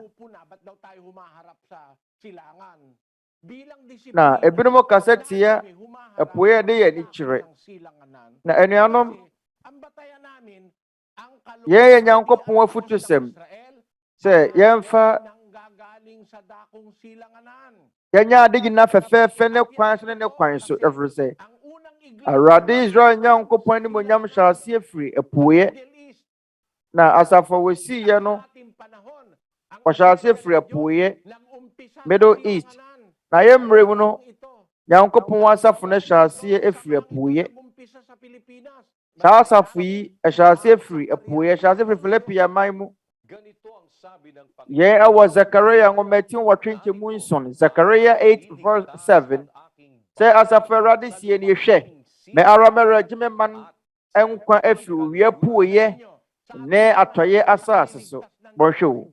Yɛmmerɛ mu no Nyankopɔn ne mamfoɔ no bɛhyɛ ase afiri apueɛ na akɔ atɔyɛ. Yɛhyɛ ase afiri Philipia man mu a yɛkɔ atɔyɛ. Sɛ sɛ yɛwɔ atɔyɛ yɛn kenkan nkɔmhyɛ foforɔ Malachi 1:11. Na efiri wowia pueɛ de kosi natɔyɛ no medin yɛ kɛseɛ amanaman mu. Na wɔhye aduhwam bɔ afɔde ma medin mmaa nyinaa. Na wɔde ayɛyɛ de yɛ ho teɛ ba na medin yɛ kɛseɛ amanaman mu. Asafo Awurade na ɔsie. dakila sa gitna ng mga hentil. Na medin yɛ kɛseɛ amanaman mu. Ng mga hukbo. Maliwanag na Asafo Awurade na ɔsie. sinisikatan ng araw. Ɛyɛ adeɛ mu da ɔpɛfee sɛ Lulubugan ng araw. ne din hyɛ ase firi apueɛ Kung papaano ɛkɔwie baabi a wɔwia pangalan ng ɛbɛtɔ. Israel sa Israel Nyankopɔn din magiging dakila ɛbɛka ho asɛm akyerɛ amanamanmufoɔ. sa gitna ng mga hintil. Na medin yɛ kɛseɛ amanaman mu. Lulubugan ng araw. Kaya po, ang Na ɛfiri ɛyɛ apueɛ a wɔwia kɔtɔ. nag-umpisa diyan sa Yɛmmerɛ yi mu no, Pilipinas, Nyankopɔn n'asafo no kalunuran. ɛhyɛ ase firi apueɛ wɔ Filipiaman mu a ɛrekɔ atɔeɛ. Filipiaman no nkutoo Church of God asafo yi nkutoo ne asafo a ɛhyɛ ase firi apueɛ a ɛrekɔ atɔeɛ. Nsɔre dodoɔ no a ɛwɔ ha ne firi atɔeɛ ɛfiri abibiman mu North America, Brazil, Argentina, Uruguay, South America. Sa silanganan papuntang kalunuran ay ang samahang ito. Na Para matupad yung hula deɛ asafo efiri apueɛ a akɔ akɔduru atɔeɛ sɛdeɛ Twerɛ Kronkron mu nkɔmhyɛ ɛteɛ ɛyɛ asafo yi. Awurɛ sɛ Onyankopɔn sɛ wɔbɛgye ne mamfoɔ nkwa afiri owia apueɛ ama no so ɛna atɔe ama no so, na ne din bɛyɛ kɛseɛ amanaman mu. Saa nkɔmhyɛ no asafo yi mu na ɛba mu hɔ. Ɛhyɛ ase firi apueɛ ɛna afei akɔduru atɔeɛ. Mpo baabi a yɛafa te sɛ yɛafa bibiman mu India ɛna Saudi Arabia, Qatar, Dubai, ɛwɔ Middle East, yɛduru saa nkuro yi bebree so. Asafo yi wɔ mmeammea ahodoɔ a ɛrekɔ atɔeɛ. Ɛno nti anuanom, yɛasafo yi ɛwɔ nyinasoɔ. Ɛnyɛ yɛn ne yɛbɔɔ yɛn tirim ɛde baeɛ. Dabi. Ɛmfa ho no deɛ yɛbɛyɛ sɛ yɛde ani kyerɛ apueɛ a yɛn yɛ ɛhyehyɛeɛ a ɛwɔ ne kwan so a ɛyɛ fɛ. Ɛwere sɛ Israel Nyankopɔn no apueɛ na ɛfiri sɛdeɛ Twerɛ Kronkron no sie. Na sɛ yɛte saa no nyinaa ase a anuanom ɛsen aba mo nkyɛn. Na moahunu sɛ ansa na bɛbɔ mpaeɛ asrɛ wɔ Nyankopɔn no, nya akoma mu tie, nya tɛkyerɛma ho tie. Okunu no wɔ yere, wɔmfa Nyankopɔn ne mmara nsɛm nyɛ adwuma. Na Nyankopɔn mma ɛde Nyankopɔn nsɛm yɛ adwuma sɛdeɛ ɛbɛyɛ wɔ Nyankopɔn bɛtie wɔn. Na yɛn mpaebɔ mu no, bɛbu nkotodwe bɛkɔ yɛn nankroma anim abɔ mpaeɛ. Ɛna sɛ wobɔ mpaeɛ a wɔnkasakasa pii kwa. Ɛyɛ wɔ Nyankopɔn akyiwadeɛ sɛ bɛbɔ mpaeɛ tententene sɛdeɛ yɛkenkan no wɔ Luka nwoma no mu no. Mpaebɔ wɔ hɔ yi, ɛni kwan sɛ yɛgyae bɔ. Hindi natin papatirin ang pananalangin sa Diyos. Na Kaluguran ng Diyos ang yɛn mpaebɔ mu no, wonya mpaebɔ da kɔpem da wobɛwuo. Yɛn mpaebɔ ɛyɛ Nyankopɔn ani so. Onipa atene ne mpaebɔ ɛyɛ adeɛ ɛsɔ wɔ Nyankopɔn ani. Napapatawad ang ating kasalanan pag nananalangin tayo. Na yɛdi kan sɛ yɛbɔ mpaeɛ a yɛnya bɔne fakyɛ. Ankanka sɛ yɛn nyinaa yɛbɔ mpaeɛ bɔ mu a yɛbɛnya ahotɔsoɔ sɛ aba wɔ Nyankopɔn bɛtie yɛne. Ɔma yɛnkenkan 2 Chronicles 7:14. Bra sɛ sɛ ɛti nso nkyɛmu dunan. Na sɛ mɛma na wɔbɔ me din wɔ wɔn soɔ no brɛ wɔn ho ase. Na wɔbɔ mpaeɛ. Na wɔhwehwɛ m'anim. Na wɔsane firi wɔn nakwan mmɔne no so a mɛ nso mɛfiri wɔ soro mɛtie. Na mede wɔn bɔne akyɛ. Na masa wɔn asase no yadeɛ. Anuanom ahunu anaa. Yɛn yɛ wɔ Nyankopɔn bɔhyɛ. Na ma no wɔbɔ ne din wɔ wɔn so wɔ no. Nyankopɔn asafo no. Church of God.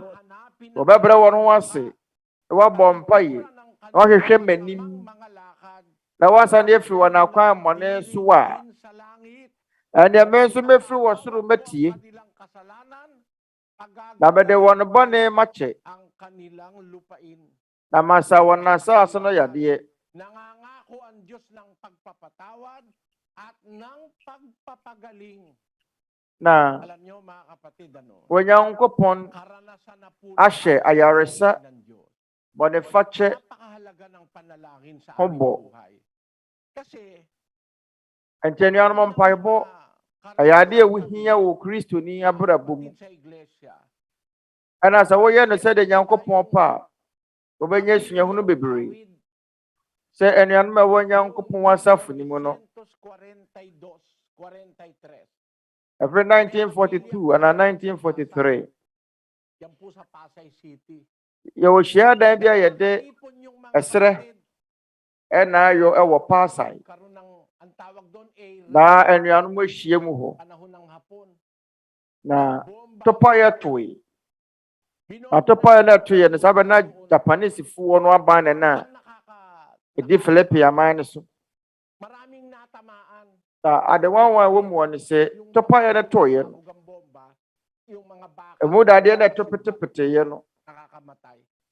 Yung ating kapilya doon sa Pasay na ang dingding Sa hyiadan a ɛwɔ Pasay no yɛde serɛ ɛna ayɛ. mga 50 kapatid. Ɛnyɛ Sa akin ang aking nanay. dɔtedan. Kahit isa. Anuanom bɛyɛ 50 Pagkakataon, ɛna na ɛwɔ hyiadan no mu hɔ. na yung hapon, Ɛberɛ a wɔka saa asɛm yi kyerɛ me no baako mpo ne hɔ a na aryong. ɛyɛ opirayɛ. Lahat ng lalaki, Onuabarima ayɔ bi ayɛ. tawag na makapili. Yɛfrɛ bibi zone yɛkyekyere mmarima nyinaa May ɛde wɔn kɔguu afiase ɛtwe wɔn aso. para wag mong makilala, Na ituturo ka. wɔkɔtɔ barima bi Yung isa, a no wɔde rin lang hapon. baage akata n'anim sɛdeɛ ɛbɛyɛ wɔn mo ɛnhwɛ n'anim. Yung isa, Nti sogyani ne bɔ ne tuo ma ne wui. Ɔde tuo ne si foforɔ so no Nasario regalado. etuo ne kaa no ma ne wui. Ɔde etuo ne kyerɛ wɔde iron so no etuo no anka no. Kasunod, binaril lang hapon pumutok. Na ede tuo no so si foforɔ so. Japane ne sini bɔ ne tuo no tɔe. Binaril uli. Yɛama Onuabarima iron tuo no bio. Bakit? Nung barilin niya yung tao, Na Japanese srɛ ne na bi a na wasesa n'adwene. pumutok yung baril. Mga karanasan. Ɔbɔɔ yɛn nua ne tuo ne tuo no antɔ. Oras na yun, nananalangin si kapatid. Yɛnom nyinaa yɛ suahunu Sabi niya. a yɛn nuanom iron Siya hindi pumutok yung ɛka ho. Maaring sabihin na parang kamangha-mangha, nagagawa po kasi ng Diyos yun. Na wɔbɛka sɛ yɛn yɛ ade a ɛyɛ nwanwa. Yɛn ne adewanwa a Onyankopɔn bɛtumi ayɛ. Sɛdeɛ mɛka kyerɛ mo no, Una at saka yung likod ng aking tae mmienu ka yɛn hyɛ mfimfini. Nabasag lahat ng salamin. Yung Kaa no anim ne akyire. sa gitna, nakahiga siya sa aking kandungan. Glass ne nyinaa paapaae. Mga 4 na taon. Na me nana no ɛte me nan so na wada. Nung sumigaw Na yung wɔhyɛ Panginoong bagay. Na wɔde bɛyɛ mfie 9. Ɛberɛ a kaa ne ɛbɛpem yɛdeɛ mu no. likod ng kotse. Ɛka sɛ mawurade ɛresɛ na dadeɛ na etua kae na no wɔ akyire no na ɛbɛhwire me mu. Ɛpɛ sɛ ɛwɔ me. Nabasag lahat ng salamin pero wala. Metie mu frɛ Onyankopɔn no kaa ne gyinae. Sasabi natin. Adak ay glass ne nyinaa paapaae. ang Diyos. Na sɛ mu biara ho antiti. Tumatawag ka. Bɛtumi aka sɛ mpa Onyankopɔn tie. Yɛ mpaebɔ sɛ wofrɛ Onyankopɔn wɔ ahohiahia da mu a Pagawa ng tao. Onyankopɔn bɛtie wo. Pagkakataon sa buhay natin. Ɛresɛ biribi wɔ hɔ nom a Onyankopɔn bɛtumi ayɛ. Nnipa ntumi nyɛ no yɛabrabɔ mu. Yɛwɔ tebea binom saa Kaya ng tulungan pa. ɛwɔ yɛabrabɔ mu. Ɛberɛ bi bɛba a onipa biara ntumi mmoa wo. Wala naman ang nanay mo. Ɛberɛ bi bɛba a Kaya wɔ maame ebi na maame ni hɔ. wala naman. O asawa mo. Anaa wɔ papa ni hɔ. Naroon ka sa tiyempo. Anaa wo kunu. Anaa wɔ yere Tatawagan mo ang ni Diyos. hɔ. Sa mga Na sɛ ɔwɔ amanneɛ hwan na abɛfrɛ no saa berɛ no? Ane ɛyɛ Onyankopɔn na abɛfrɛ no.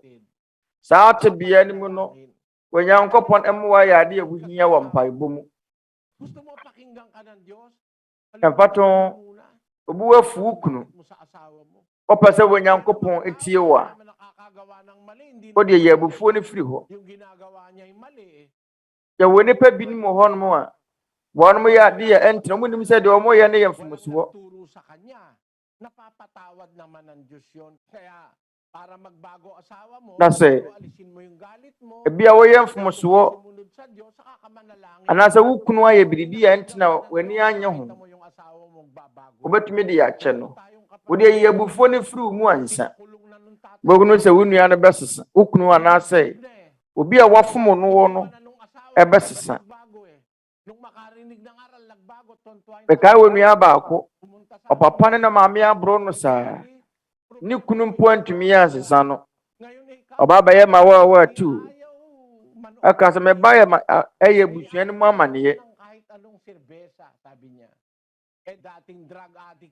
sɛsie de meba no ɛba mo asafo no mu bi no ɔnom nsa bi abio kyakya no wagyae bɔne a wɔdie nyinaa wagyae nti Nyankopɔn mpaeɛ ɛbɛbɔ asrɛ no ama yɛ nyɔnko nipa no ɛtumi ade kɛseɛ yo sɛ wowɔ tebea papa mu na woyɛ sɛtie ma wɔ Nyankopɔn a wɔ Nyankopɔn bɛtie wɔ mpaebɔ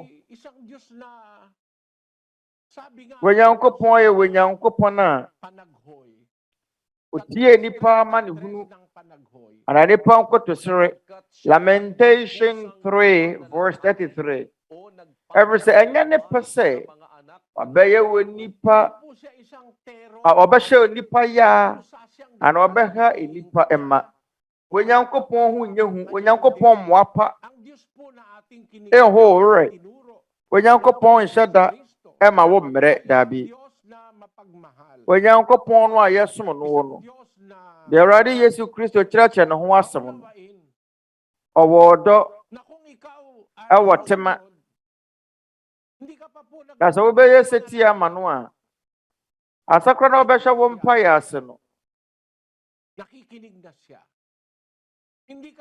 na wɔno wahyɛ aseɛ mpo tie dada asakora bɛbɔ mpaeɛ no kwahunu wo mmɔbɔ mpo dada ɔyɛ mmɔborɔhunufoɔ na wɔte yɛ n'atenka ase every say wɔ Nyankopɔn ɛmmoapa ɛnhyɛ enipa ɛmayɛ a nyagidie sɛ wɔ Nyankopɔn ɛmmoapa ɛnhyɛ yɛn yɛ a ɛtɔ da yɛwɔ amaneɛ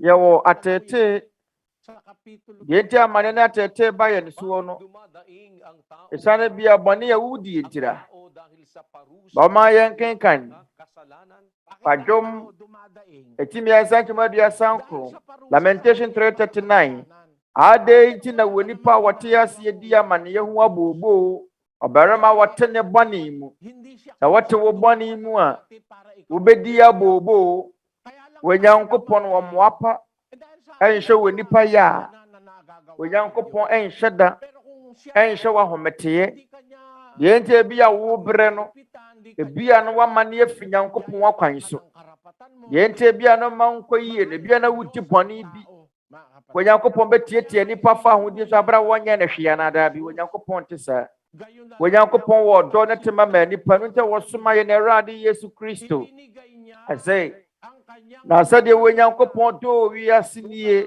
sɛ wɔde ne ba ɔwo no korɔ no maa yɛn John 3:16 na obiara wɔgye no die no anyera na wanya daa nkwa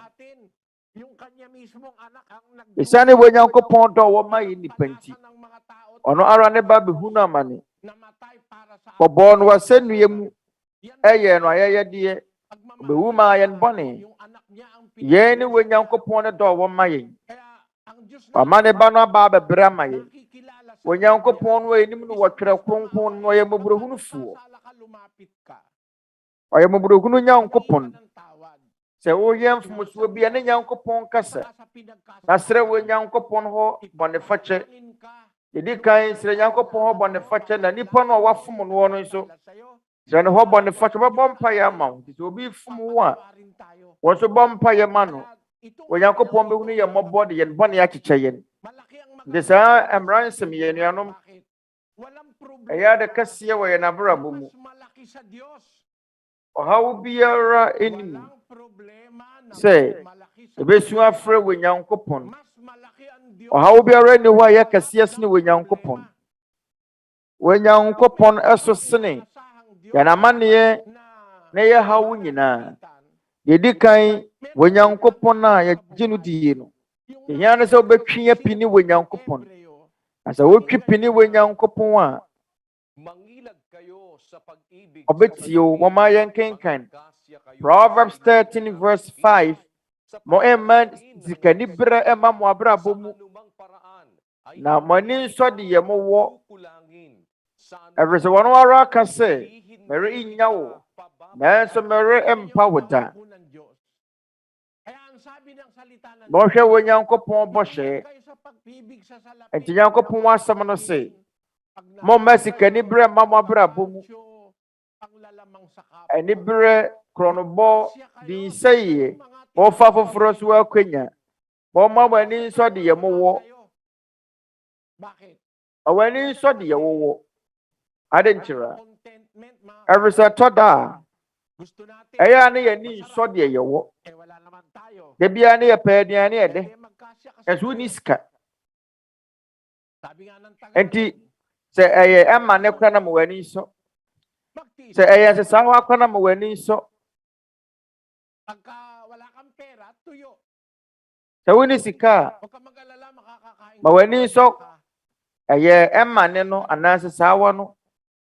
Na sa wono enumode na wani nso ne wo. Na da bia opepreku nam ne nantwinam awia obefiri aduane efiri onye sika mponto.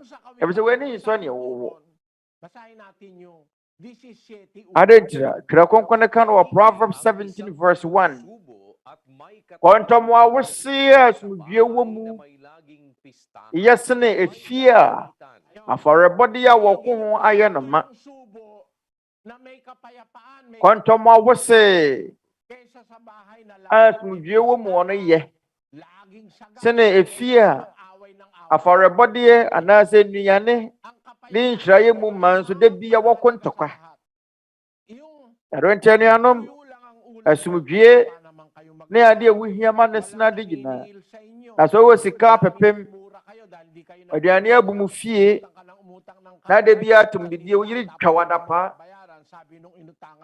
de bia na nkrofo ba bedi watam every say wakwa akofri na mo afri ma de oton na won posa say hey wato nam no awia ko gya wo na egu ntua meka wori say ye kontoma wese kra no a say ye mane say ye sa wa kra no a de nya so be bompa ye ada Nyankopɔn na se say ye nudos say ye shetompo say ye makuhyirawa da Awurade yase se wa ma obribi adie se wa da Nyankopɔn se Awurade me da wase se wa dum yen enhyirai ebia na ye kontoma wese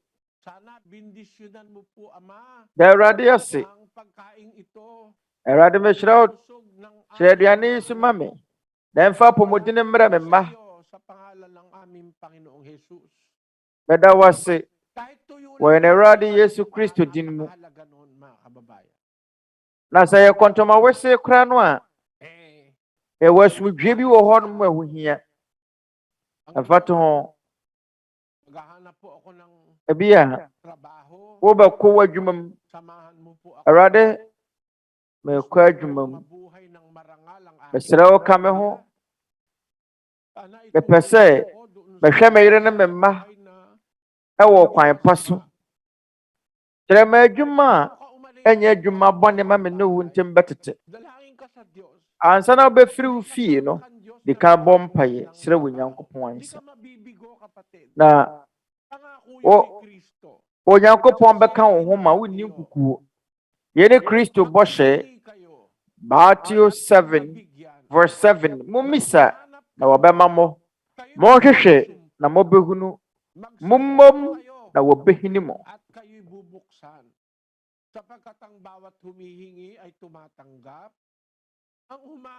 every say obiara obisa no onya na de wohwehwɛ no wohunu na de wobomu no wohini no na makapangyarihan sa lahat.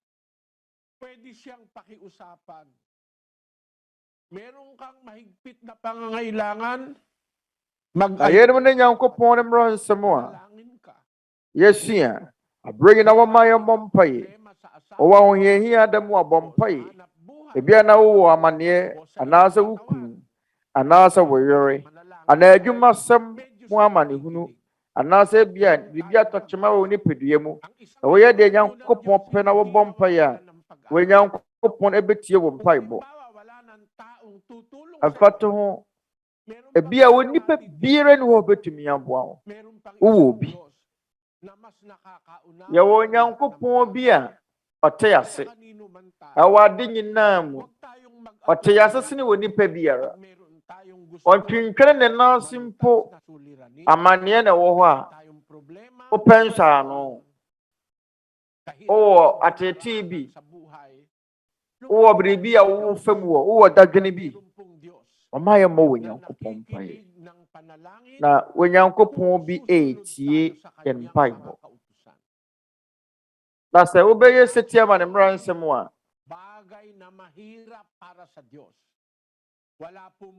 ɛyɛ ade a ɛnyɛ dene ma wo Nyankopɔn ahaw biara ni wɔ so sene wo Nyankopɔn wo Nyankopɔn so sene yɛn haw nyinaa mama yɛnya gyidie ɛwɔ Nyankopɔn mu mama yɛnsrɛ wo Nyankopɔn hɔ ade abra ntanta biara ni mu ɛde deɛ twɛn nsɛm kronkron ka James 1:6 na gyidie mu na mano misa na ɔnye biribiara ho kyim ɛwere sɛ deɛ wɔgye kyim no te sɛ apoa sorɔtwe a ɛmframare bɔ no deridi akɔneaba na verse 17 ɛma saa wɔ nipa no nsusu sɛ ɔbɛnya Awurade hɔ biribiara Januanom sɛ wo srɛ wo Nyankopɔn hɔ ade a enya ntanta wade a wo bisa no mu ya gyidie sɛ wo Nyankopɔn betumi ayɛ ama ɔtwerɛ kronkron sɛ James 1:6 na gyidie mu na mano misa na ɔnye biribiara ho kyim ɛfiri sɛ deɛ wɔgye kyim no te sɛ apoa sorɔkye a mframare bɔ no redi akɔneaba verse 7 na ɛma saa wɔ nipa no nsusu sɛ ɔbɛnya Awurade hɔ biribiara obi a wobɔ mpaeɛ so wonyi ni sɛ Nyankopɔn betumi ayɛ ne Nyankopɔn sɛ mɛnyina nwene mpo sɛ ɔbɛnya no hɔ biribiara ɛrote mpaeɛ no a wobɔ no nya gyidie sɛ wɔ Nyankopɔn betumi ayɛ ama wo deɛ nipa ntumi nyɛ no wɔ Nyankopɔn betumi ayɔ ɛnti mpaeɛ no a wobɔ no frigidie mu bɔ inya ntanta biara pa Nyankopɔn ahoɔden ne tumi ho Nyankopɔn ho mmɔborɔ ne dɔ ho srɛ na wobɛsrɛ wɔ Nyankopɔn deɛ wobɛyɛ nie Philippians 4:6 monna nwene biribiara ha mo ho na mmɔmade nyinaa mu momfa mpaebɔ ne nkotosrɛ ɛne yɛseda ɛma mo ade srɛ inu Nyankopɔn asum verse 7 na Nyankopɔn asum dua trante aseɛ nyinaa soɔ no bɛhwɛ mo akoma ne mo adwene so Kristo Yesu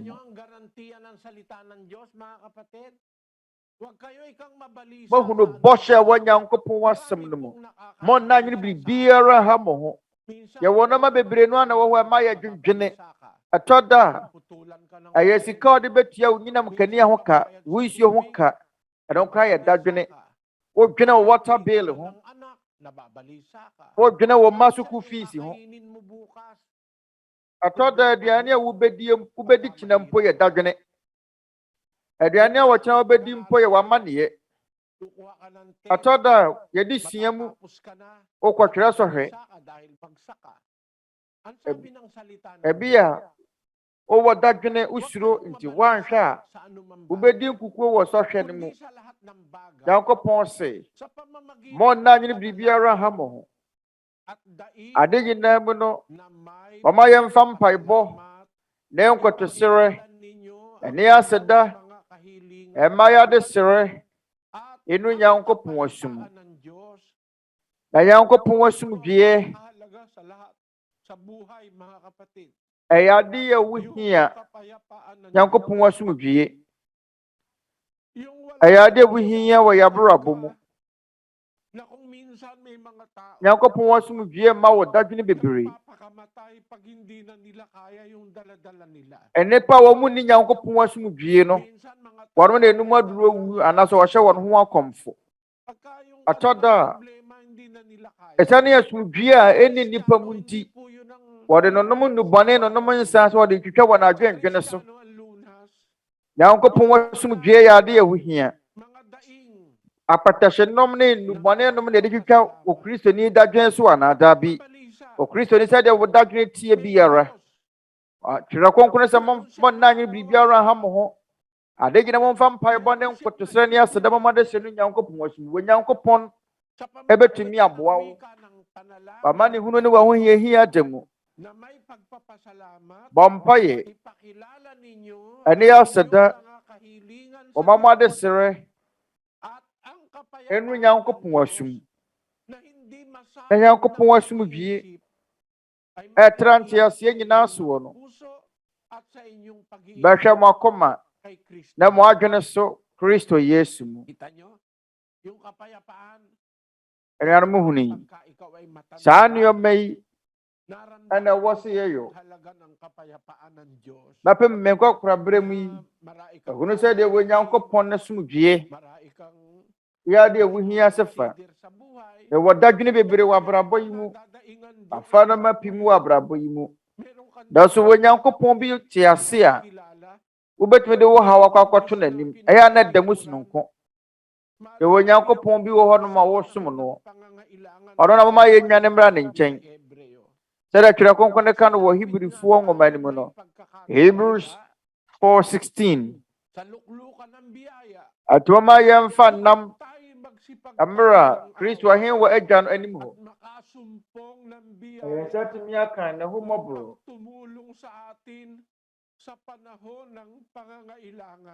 na yɛnya mmɔborɔhunu na yɛhunu adom na ɛberɛ sɛ mu aboa yɛn anuanom saa da no bɛba wɔ biara abrabɔ mu saa da no bɛto wɔ biara ɛbɛduru mmerɛ bi a wobɛhia wɔ Nyankopɔn atɔ da yɛ a ne yɛhia yere anaa kunu adamfoɔ anaa awofoɔ ɛyɛ a ne yɛpɛ mma yɛhia yɛbisa saa no ma nyinaa na so berɛ bi bɛba a wobɛhia wɔ Nyankopɔn asene saa no ma nyinaa ɛntina Nyankopɔn wasɛm no ka no Hebrews 4:16 enti momma yɛmfa nnam mmara dom ahen wɔ no anim na yɛnya mmɔborɔhunu na yɛhunu adom na ɛberɛ sɛ mu aboa yɛn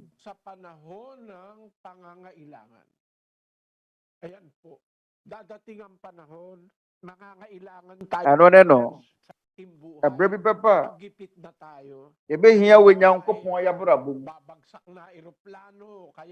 ɛberɛ bi bɛba a berɛ a wɔtɛ bi a ɛɛdene mu no ebi a na awiemuhyɛn bi bɛnya akwanhyia na sɛ kae a wotumi ɔbɛnya akwanhyia wɔbɛsu afrɛ wɔ Nyankopɔn ɛkae berɛ a awiemuhyɛn no kɔnya akwanhyia wɔ wiem pɛtɛ kɔhyɛ engine mu atwa ne ho wɔ wiem bɛyɛ sema aduonu ɛso yɛwie muhyɛn no ama mmɛsi fam ntɛm tete bi a ɛte saa mu no awiemuhyɛn no tumi mmɛsi fam agye sɛ mmaa no fa anwɔre nyinaa nonom ansa na ɛtumi aba bɛsi fam ɛfiri sɛ bɛsi fam dendenden a egya bɛtɔm de na ɛwɔ sɛ fa anwɔre nonom wɔ wiem etwa awiemuhyɛn no ho hyia a ɛyɛ ansa na babɛsi fam na berɛ awiemuhyɛn no bɛsi fam no na yɛwɔ odumgyakuo ambulance na wɔn a ɛfa ayarefoɔ kaa yi sisi hɔ esisi awiemuhyɛnfo bi yɛ hɔ na wɔn mo susu sɛ ebi aka no awiemuhyɛn no bɛnya akwanhyia asoma mɛka yɛ ne sɛ Awurade hunu yɛ mmɔbɔ na mɛbɔ mpaeɛ wɔ metirim wɔ kaa no mu anaasɛ awiemuhyɛn no mu na menim deɛ afoforɔ no wɔnom yɛ ɛso na mɛbɔ mpaeɛ ka sɛ Awurade meyɛ mmɔbɔ na sɛ Yesu no mɛnna awieɛ a wopɛ na ɛnyɛ hɔ na sɛ berɛ a mede bɛwu ni a magya m'abusua hɔ wɔ fie hwɛ wɔn so ma me Nyankopɔn no mmɔ no nna ho mmɔborɔ mu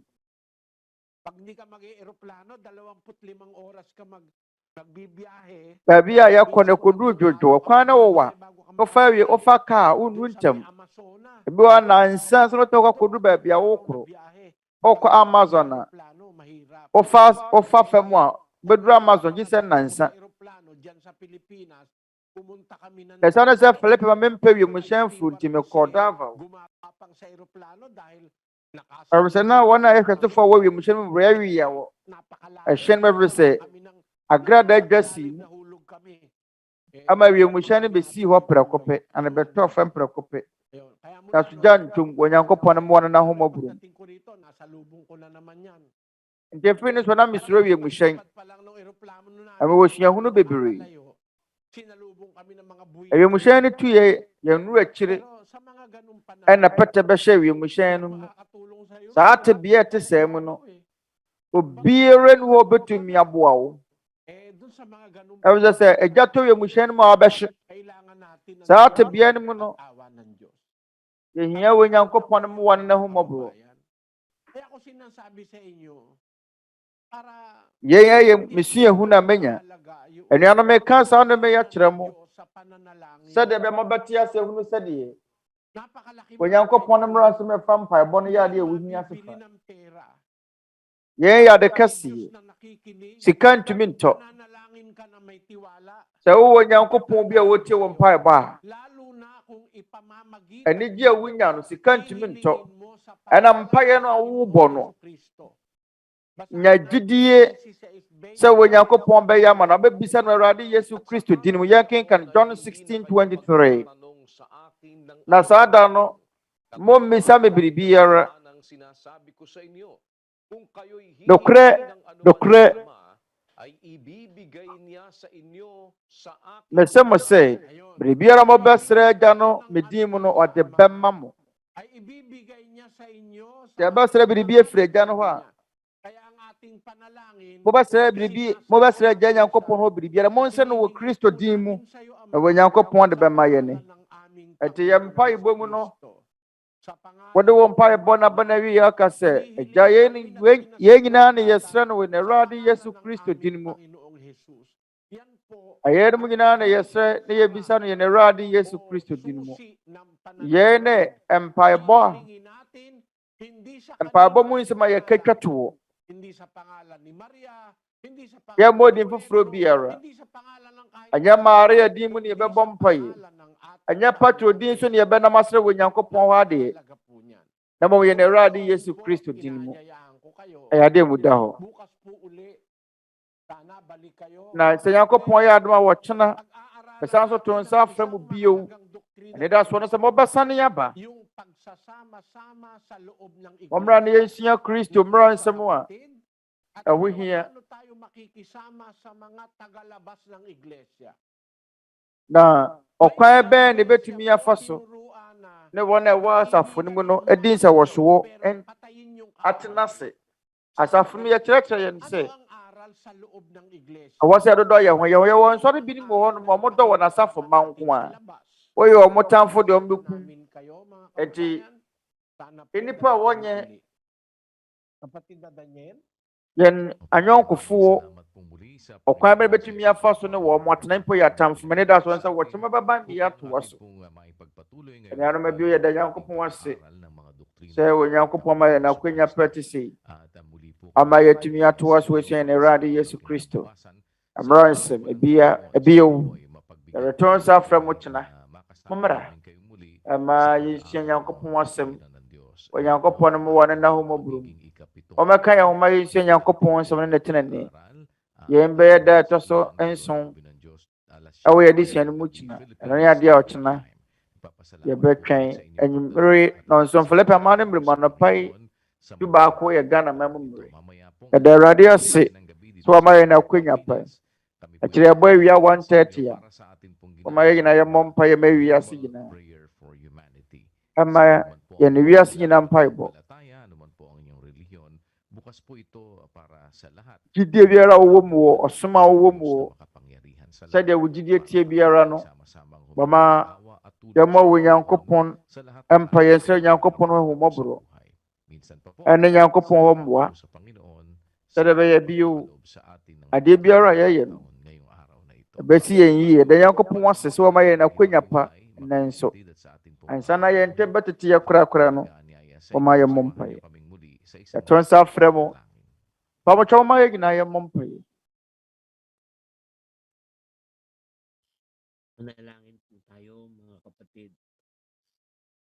Ama naming Diyos na makapangyarihan. Maya mampayo niya. Yan ay dyan niya ko pong pidiyam po.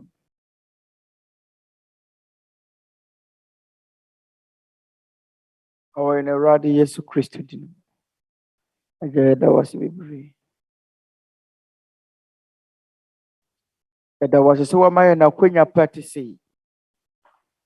Agya yɛda wase bebree sɛ aberɛ ne abɛgyina hɔ kyerɛkyerɛ yɛn. Woma yɛhunu w'akwan.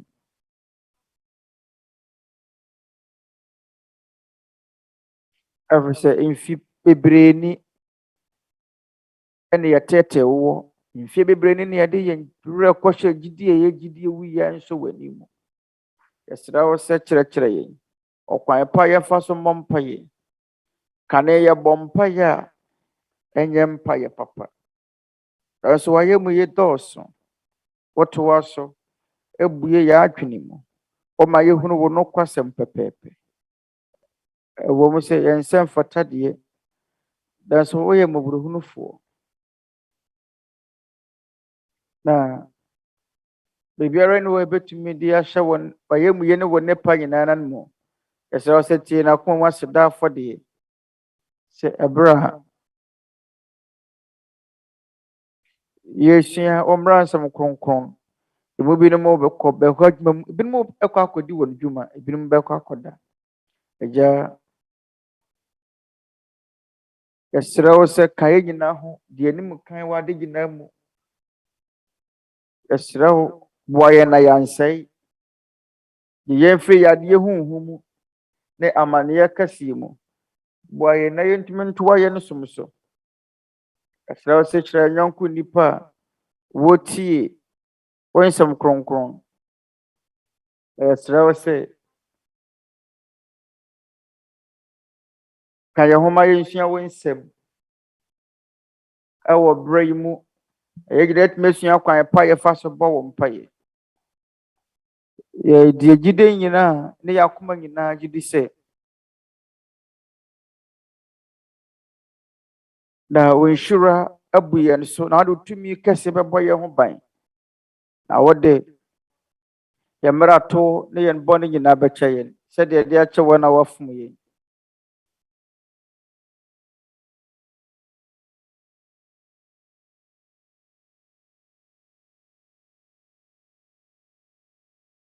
Na Agya, yɛwɔ gyidie sɛ deɛ yɛntumi mfa yɛn ano wanka mpo no, yɛwɔ gyidie ne arehwɛ mu sɛ ɔbɛyɛ ama yɛn ansa na yɛde yɛn ano bɛbɔ saa mpaeɛ no. Wonim yɛn akoma mu abisadeɛ ne emu nkotosrɛ, na ne nyinaa bɛso w'ani. Agya, yɛda wo ase bebree wɔ yɛn Agyenkwa Kristo Yesu din. Amen. Ɔma yɛn nkyɛn. The majesty always to the Father and to the Son, His honor and power, and in the Holy Spirit dwell, glory forever and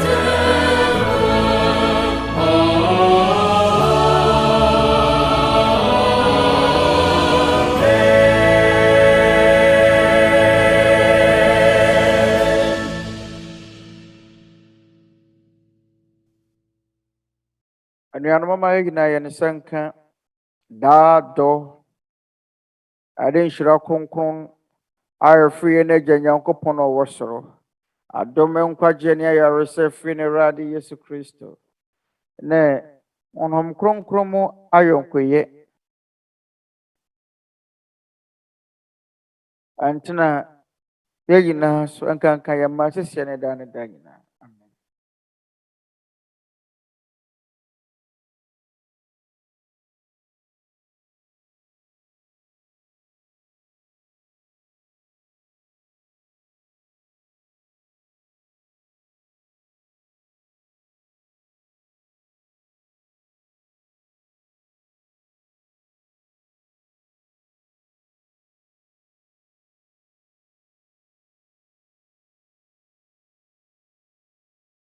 lahat ng hirap ay matitiis nitong puso.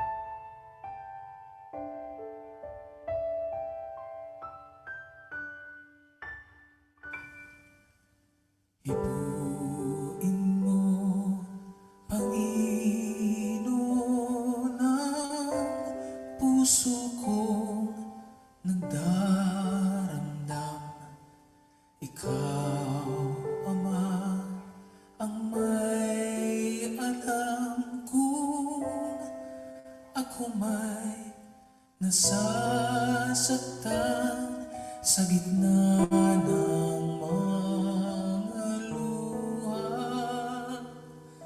at hirap ng kalooban.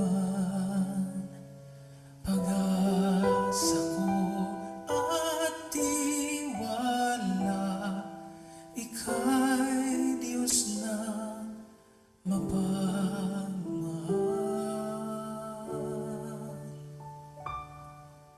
Ala-ala sa tuwina, alam mo'y di ko alam. Ang isip mo ay mas higit kaysa akin. Kaisipan ang nakikita mo'y di ko nababanagan. At ikaw ang may hawak ng buhay at kalakasan. Sinisigaw ng puso ko, purihin ka, aming Ama. Sa iyo ko nanghahawak, sa hirap man o ginhawa. Tulungan mo lamang ako, lahat aking mababata. Mananatiling lingkod mo hanggang sa walang hanggan.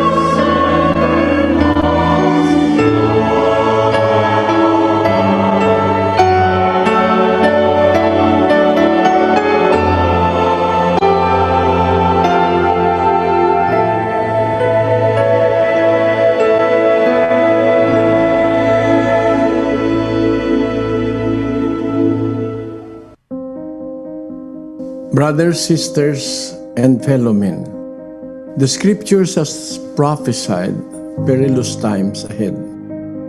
It has warned us about the evil that will beset humanity in the last days, where people will turn against each other because of greed and the insatiable hunger for power and world domination, and about horrifying plagues and famines that will take the lives of millions worldwide. We are now starting to witness these signs one by one. Unrest and turmoil all around. The unmistakable stench of evil can be felt everywhere. And people are starting to look for answers and are not finding one. It is time to come together as one and humble ourselves before the Lord of hosts.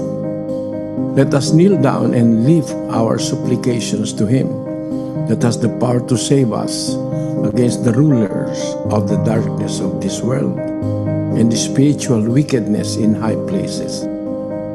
Let us call upon God Almighty for the sake of our children and our children's children, and for every inhabitant of this world who seeks hope and salvation, that we may find peace in our hearts and hope in the great beyond. Despite the predicament that humanity is now facing, brothers and sisters and fellow men, let us prepare our hearts in prayer.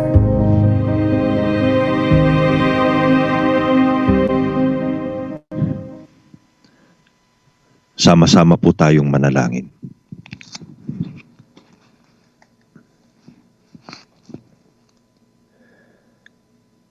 Ama naming dakila at makapangyarihan sa lahat, sa pangalan po ng aming Panginoong Hesukristo, kami pong lahat na iyong mga nilikha na nagtitiwalang ikaw ang aming Diyos na pinagmula ng aming mga buhay. Sama-sama po kaming muling lumalapit sa iyo, Ama, nagbubuklod ng aming mga kalooban, una sa lahat upang kami ay magpasalamat sa iyo. May buhay pa kami at lakas hanggang sa oras na ito na iyong ipinagkakaloob upang mapasalamatan ka namin sa bawat butil ng kabutihang tinatanggap namin mula sa iyo. Ama, utang namin sa iyo ang aming pag-iral sa daigdig na ito. Utang namin sa iyo ang nararamdaman naming pagkakilala sa iyo sa aming mga puso, ang pagkakita ng kabutihan sa maraming bagay na iyong ginagawa. Muli kaming lumalapit sa iyo, Ama, humihingi po kami ng tawad sa aming nagagawang mga pagkakamali at pagkakasala sa iyong banal na harapan. Maawa ka po sana sa aming lahat. Patawarin mo sana kami. Ngayong nagpatawad na po kami sa mga nagkasala sa amin. Muli kaming lumalapit sa iyo, Ama, patuloy na umaasa sa awa na nagmumula sa iyo, lalo na po sa panahong kasalukuyan at sa maraming kahirapan at mga suliraning hinaharap ng sanglibutan. Ikaw lamang po ang alam naming makalulunas sa lahat ng bagay na ito. Muli kaming nagbubukas sa iyo ng aming mga kalooban, humihingi ng awa, Ama, patungkol sa lahat ng tao sa buong sanglibutan.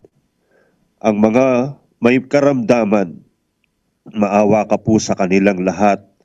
Ang mga pamilyang may mga pinagdadaanang kahirapan sa buhay, sana po, Panginoon, tulungan mo kaming lahat, matuto kaming magtiwala, manalig ng buong puso sa iyong magagawa. Alam naming mahal mo ang mga tao na iyong nilikha. Ibig mo kaming makakilala ng iyong mga katwiran, makilala ang aming mga pagkakamali, at manumbalik sa iyo upang huwag kaming mapahamak. Lumalapit kami sa iyo, Ama, na sana po katukin mo ang bawat puso, mabuksan ang mga kalooban ng iyong mga nilikha, matuto kaming magpasimula na maghanap sa iyo, tumalikod sa kasamaan. Alam naming may nakalaan kang pagpapatawad at awa sa lahat. Samahan mo po, Ama, ang mga kapwa-tao naming nagbubukas ng kanilang mga puso dahil sa pagkahabag sa mga nangangailangang mahihirap. Pagpalain mo nawa ang kanilang mga sambahayan. Ang mga namamahala sa bawat bansa, gabayan mo, Ama, tulungan mo sana sa kanilang mga pagpapasya. Maunawa namin na sa buhay na ito, ikaw ang pag-asa ng sangkatauhan. Sana po, Ama, minsan pa, dinggin mo ang kani-kanyang hibik ng aming mga kalooban. Aliwin mo ang aming mga puso. Tulungan mo sana kaming makasumpong ng kapayapaan, bunga ng pagtitiwala sa iyo sa gitna ng mga kaguluhang ito sa aming kapaligiran. Muli, Ama, sa iyo namin itinitiwala ang lahat ng bagay sa aming mga buhay. Ang awa mo, Ama, ay sapat na po sa aming lahat. Marami pong salamat sa pangalan ng aming tagapagligtas na si Kristo Jesus. Amen.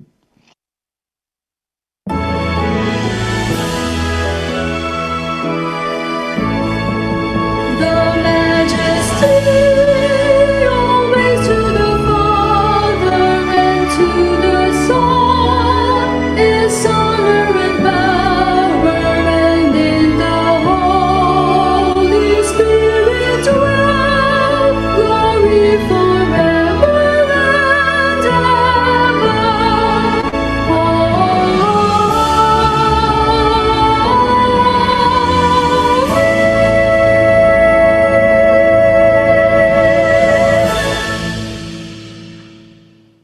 Ngayon, sama-sama po nating tanggapin ang basbas at ang pag-ibig ng ating Ama na nasa mga langit. Ang biyaya, ang pagliligtas at ang pagpapagaling ng ating Panginoong Hesukristo at ang patuloy na pakikilakip ng banal na Espiritu, siya nawang mamalagi sa ating mga puso, lalo na sa ating mga anak, magpakailan-kailanman. Amen.